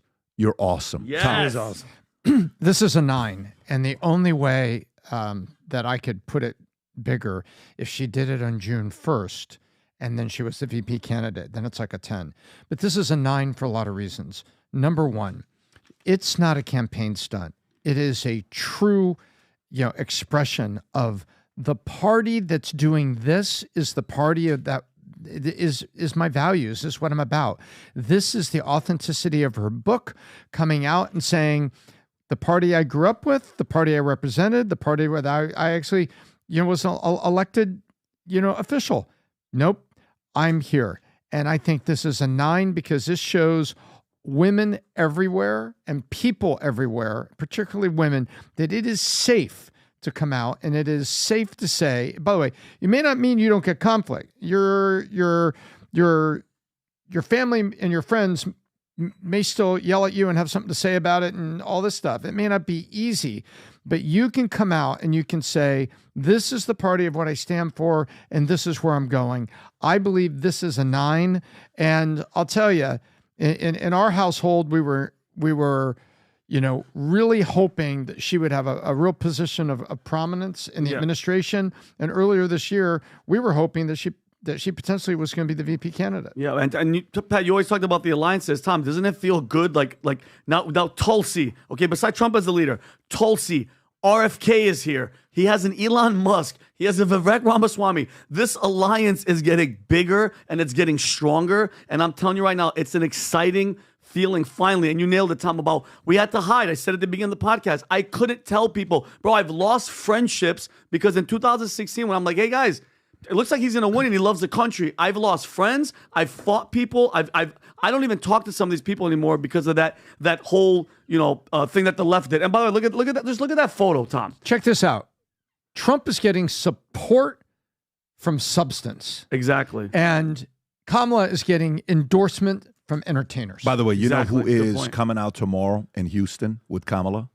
Breaking news. Trick Daddy. Rumor has it Trick Daddy. that Beyonce is showing up. This is Washington Post. Oh, like the last time that they said she was showing up. Beyonce will join Kamala Harris at Houston rally Friday. Yeah. The appearance ends months of suspense over whether the pop star would throw her support behind the Democratic Can I ask you a question? What is her support? She has followers. Yeah, but hold on. If Taylor Swift didn't move the needle, this isn't. So PBD, would we be able to find out any movement? Like once it comes out, we'll be able to find out. 72 hours you'll have it. Okay, I don't think it's going to do anything. People are done. People are finished. I also don't think so. I'm telling you, I asked the question the other day, who will make some, headway with support? She's not the one. Like, who would? Like, you gotta man, who would, John? That's a great question. Who, but besides singer, actor? Can I tell you something? Like, let me put it to you this way. Here's like the only person that can, and by the way, this is going to sound weird, so just hang tight before you guys lose your shit. I love it. I think it's over. Mm-hmm. Meaning, I think the next 2 weeks, there's going to be October surprise. So minus the October surprise that's going to come out. Well, who's going to come out? Kara McDougal? Yeah. Who is Stormy? Another girl? No one cares. No one cares. No. Who's going to come out? Another E. Jean Carroll? Yeah. We're going to go shopping. And hey, what do you like? On me. We're going to go. Yeah. What are you going to come out? The fact that Mar-a-Lago is worth $18 million. The hell out of here. Who's going to come? So the only thing they can really do, honestly, is, and I almost don't want to say it. You but have to know. No, I think it's if they get a Marla Maples, if they get one of his kids, because it's over. Yeah. Now, what I'm saying to you is, like, I'm honestly trying to think of Oprah doesn't matter. Beyonce doesn't matter. Barack Jay-Z failed. Doesn't matter. Yes. Snoop doesn't matter. Brock is done. Yeah. He doesn't carry the weight he had anymore. Manchin through small little sect. Maybe in Pittsburgh or Georgia, if you bring in the most respected pastor that goes, I think the only chance they got right now is a family member that's immediate, and that's not going to happen because these guys are tight. Yeah. It's just, it's not going to happen. The point I'm trying to make to you is, I don't think there's a person in the world that's going to influence that. I do think the next 2 weeks, the October surprise is another assassination attempt. They're going to try to do something. It ain't over with yet. Of course not. At all. Of this course thing, not. every day, our group text that we're part of. Every time it turns on, you're like, something happened. But the point is, I'm telling you, that group text the next 2 weeks, look how much more activity it's going to have. Very good point. Right, Rob? Yep. Look how much more activity it's going to have. You're going to see boom, boom, boom, boom. There's going to be days. It's going to be 5-6 stores. This is why. La la la la la la la la la la la la last time I tried to do a dance like this, I split my pants. We're talking about Trump, but remember, let me make my point, Mr. Boring Tom. Let me make my point. I thought you jump in and I'm entertaining. You want to cut the entertainment? I swear to God, I'm not done, Tom. Oh my God! Would you hit that guy right there? You know it's like. By the way, you know what it's like. Tom was 21 years old. You're at a club. You're talking to a girl. You're flirting with these 3 girls, and you're that close that they're open to the idea of going back to Motel 6. Tom would say something like, throw the whole story off, and is going to say, did you guys hear about the new video game that came out that has this new feature that's got this? We're like, Tom, honestly. Yeah. And let me tell you what it talks about. Some of the. You guys know premarital sex is really not good for you.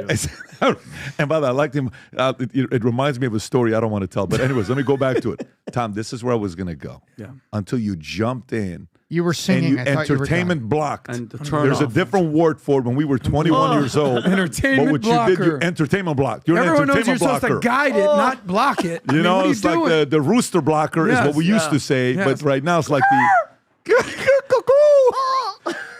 By the way, this is why I stopped bringing him to the club, Pat. Listen to me. I was so close. Guys, I want to hear this. Tom, election night is going to be crazy. I'm telling you. I can't wait. That place is going to have 2 fighter jets, 2 helipads, 2 40 by 100 freaking tents. Music. By the way, you know the song? Armin's song, the victory song. Yeah. He may open up. What? Wow. We may have national anthem. What? We may have some incredible entertainment. We're talking about all the people. And guess more what? And by the way, more and more people are just texting me saying, "Can I join? Can I join?" Yeah. And by the way, these are like people. Whoever's in the. If you bought a super VIP ticket, you are wise because we can't sell them anymore. It's sold out. Right? They're gone. The only VIP set, but it's going to be fun because that night it's either way. It's going to be controversy. It's going to be craziness. It's going to be celebrate. Every one of the annoying emotions and exciting emotions that takes the temperature here is going to be on fire. I'm going to cry if Trump wins. However, will you? Though? I will cry if Trump wins. Will you have a feeling inside your thigh, like the one that kind of comes up, like they? What did Chris Matthews say? What was the line that he? I got this funny feeling coming on my leg. So Tom, go ahead. You were going to say something. No, I was going to say. We were talking about dirty tricks. I was going to end on a serious point about Kamala. I'm going to fact block you right now. She's not getting the support from the media that she had for those 28 days where she avoided interviews. She's getting questions. So it's almost like the other side is not throwing in the towel, but they sure don't want to be on the full train right now, including Van Jones. So I think it's very interesting. What do you mean by that? Yeah. Says, I'd like what to I know mean what is that means. take a look. They're all hedging. Look at Dana Bash. Tom, we're trying to be serious. Talking about running Dana trains Bash out here. What are you doing? They're hedging their bets. They are not 98% positive the way they were from July 21st practically to September 1st. Can I tell you the craziest thing? And I think that's insane. Wouldn't they all be like 100%? By the way, check this out, Tom. Tom, here's a question for you. You ready? So news just came out saying that these guys are not going to get a raise and they're all getting a pay cut. What That news was just CNN, came out, wasn't right? it? Oh, All of them. That everybody's getting a pay cut, right? Yes. Yeah. Guess what? ESPN. How do you get a pay raise? You get more advertisers by maybe being more balanced and get more viewers. But Or Trump winning because they have to talk that's crap what about I'm somebody. saying. They want Trump to if win. Trump wins, your eyeballs go higher the next 4 years. You're gonna get a raise because more money's being They made. want Trump to win. But no, these guys are such like insane. What do you call them when people eat their own? You know, Cut your nose off to spite your face. I don't even know, man. Eat your own young. Yeah, there's a part of it. There's a part of it that I think. Pat, question for you. Yes. Did you ever think you would make it? When you ask, like when I was how old? Did you ever think you would make it? Yeah, I know, but he's gonna. We'll see what we're gonna do with that. I know. I just feel like I'm getting so close. I could taste. Right. Sweet I victory. got you. Guys, I don't know. I got you. Well, let's go to a story for you since you're going that direction. I think I'm just going to come to you Tom, with this I'm going one. to still take you to the club with me to pick up the ladies. It's okay. Let me see We'll what talk to story Kim I first. got I don't here think she's before I like go that. to this one. This is a good one. LA Times editor quits after owner blocks paper from endorsing Harris. Okay.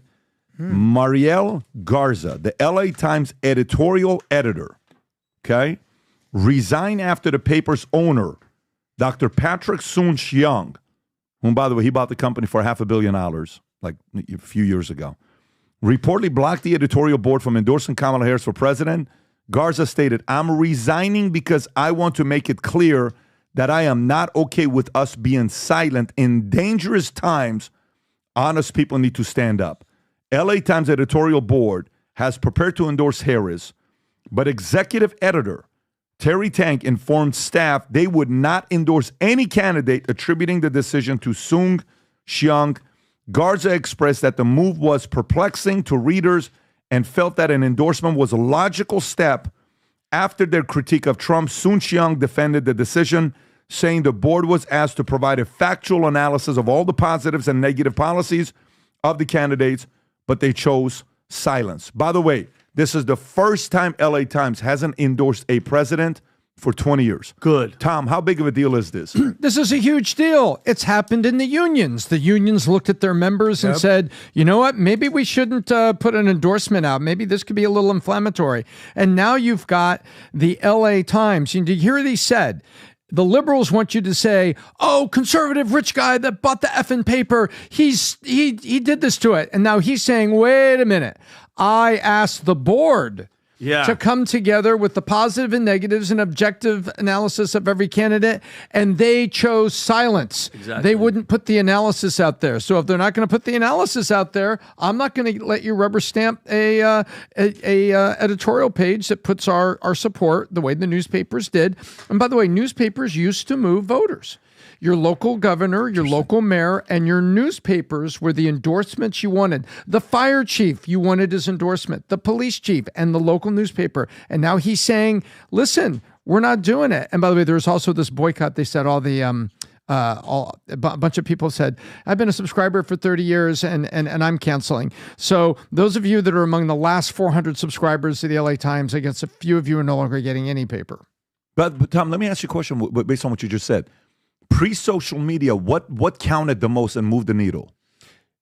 You just said newspapers moved the needle. It's a true story. Newspapers would carry, and you looked for the newspaper on the editorial page to take a side, and usually the newspaper, when they did that, said, we join the police chief, the fire chief, the League of Women Voters, and notable social credible people in supporting this candidate or that candidate. But the newspaper did that. And when you would read that, you would say, hey, Vinny, do you see the newspaper? It came out. The police chief is with this guy. The fire chief's with this guy. Those are people you cared about. Why? Government influenced the fire department, the police department. The school superintendent is with this guy. And the newspaper is. I think I'm voting for him. That's how people made up their mind before social media. Wow. So newspapers carried weight back in the days. Yeah. Social changed the game.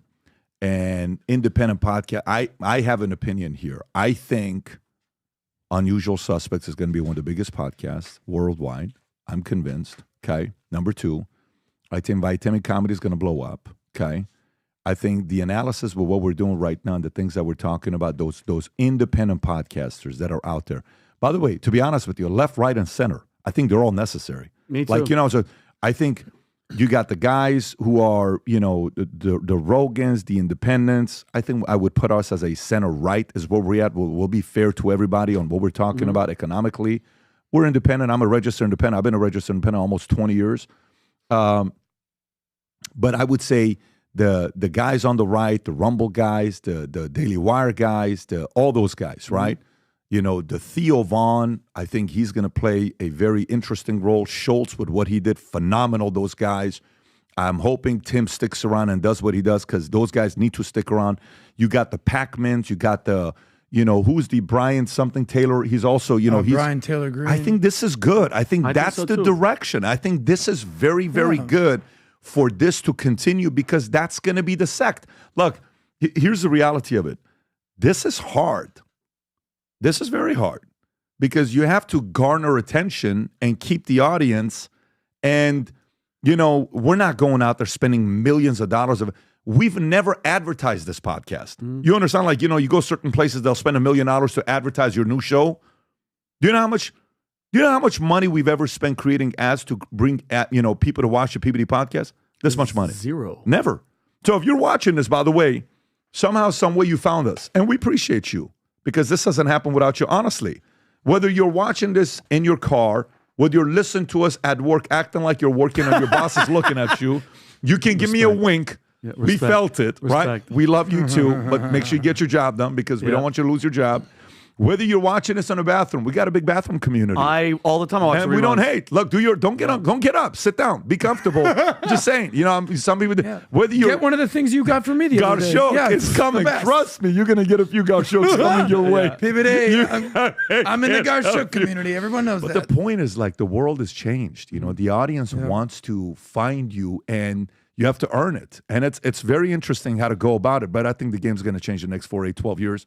And we're planning on doing some exciting stuff with it. We want to spend as much time with you guys as possible. But I want to finish it up with the last story that Adam's not going to participate in. So here's a story. The World Series is here. Yes. Yankees-Dodgers. Yes. First time since 1981. Okay? First time since 1981. Okay? I almost don't want to say this because you never want to give the outsiders that watch your enemies a little bit of an edge to like divide the team internally, because it's really it is become a little bit of a problem here in the office. Yep.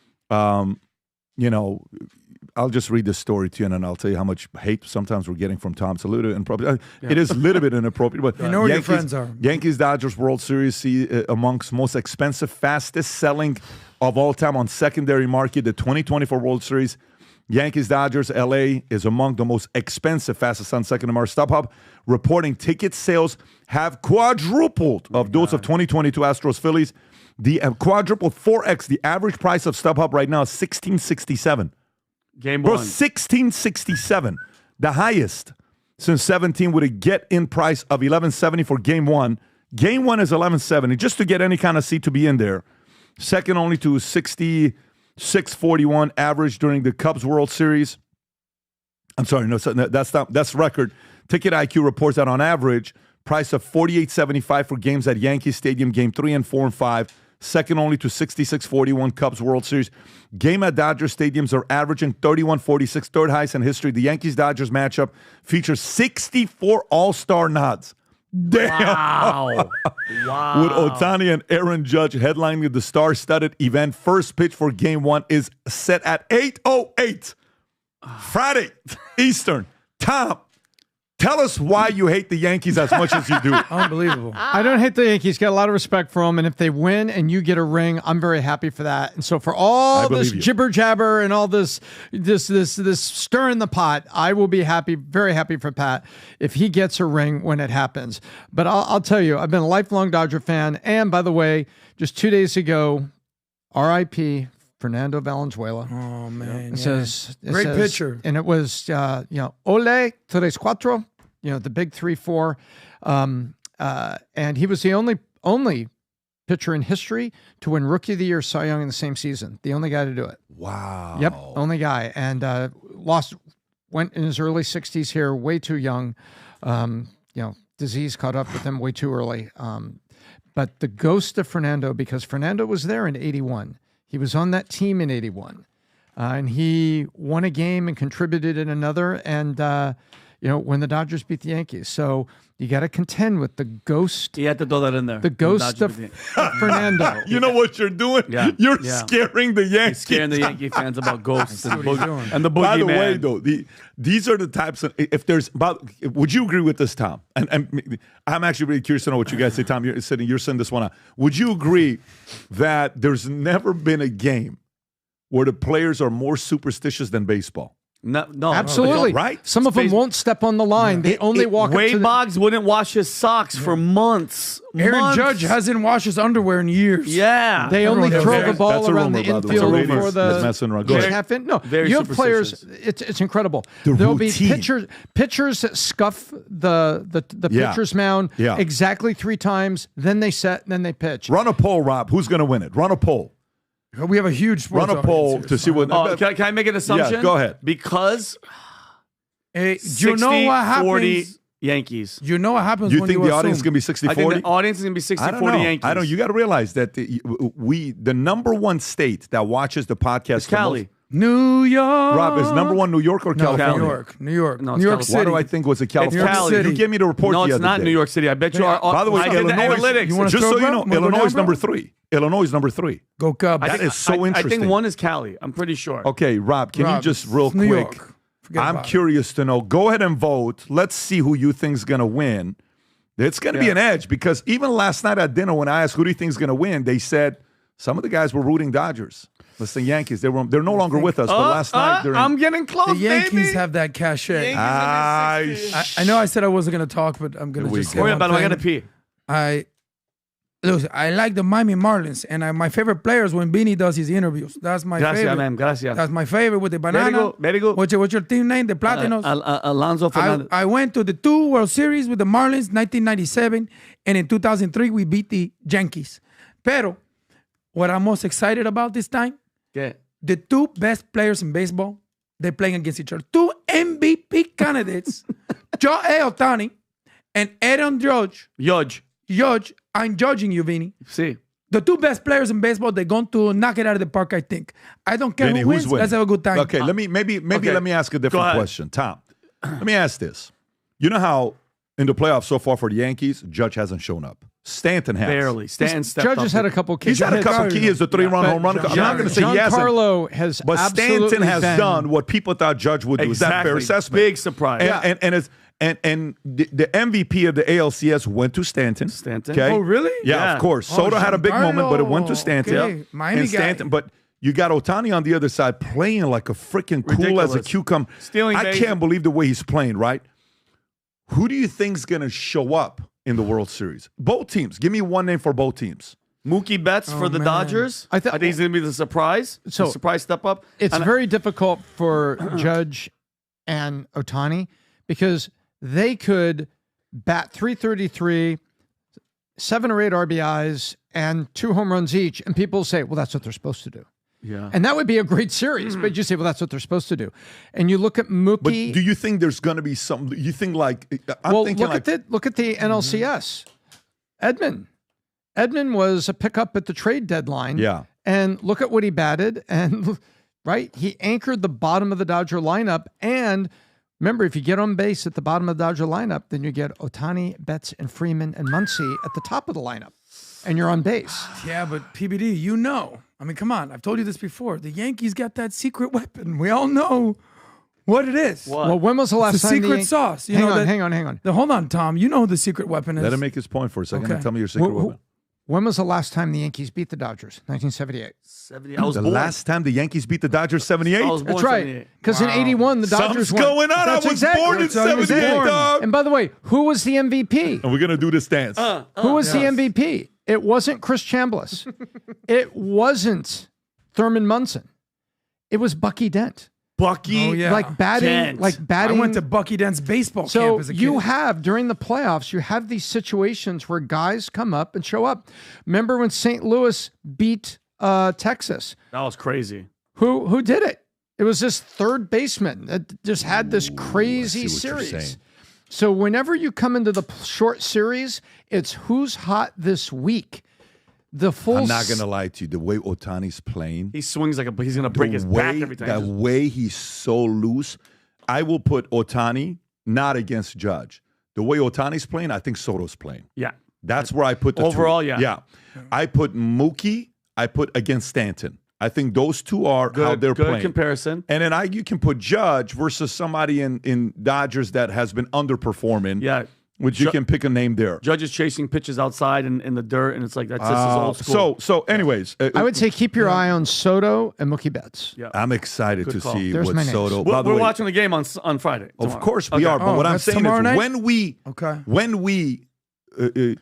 just to say this because you look like you want to say something. I just want to say, I mean, we all know the secret weapon. Look, the Yankees, last time they won a World Series was what year? 78. 2019. No, the that- last that's time we not won it. 78. 09. 09. Okay, so it's been 15 years. Yes. And the Dodgers won right there. 2020. 2020. Yeah. I was okay. there. But I think, listen, America first, Ohtani, respect, Japan first. But we know the Yankees got a secret weapon. You know who it is, right? And we know the guy.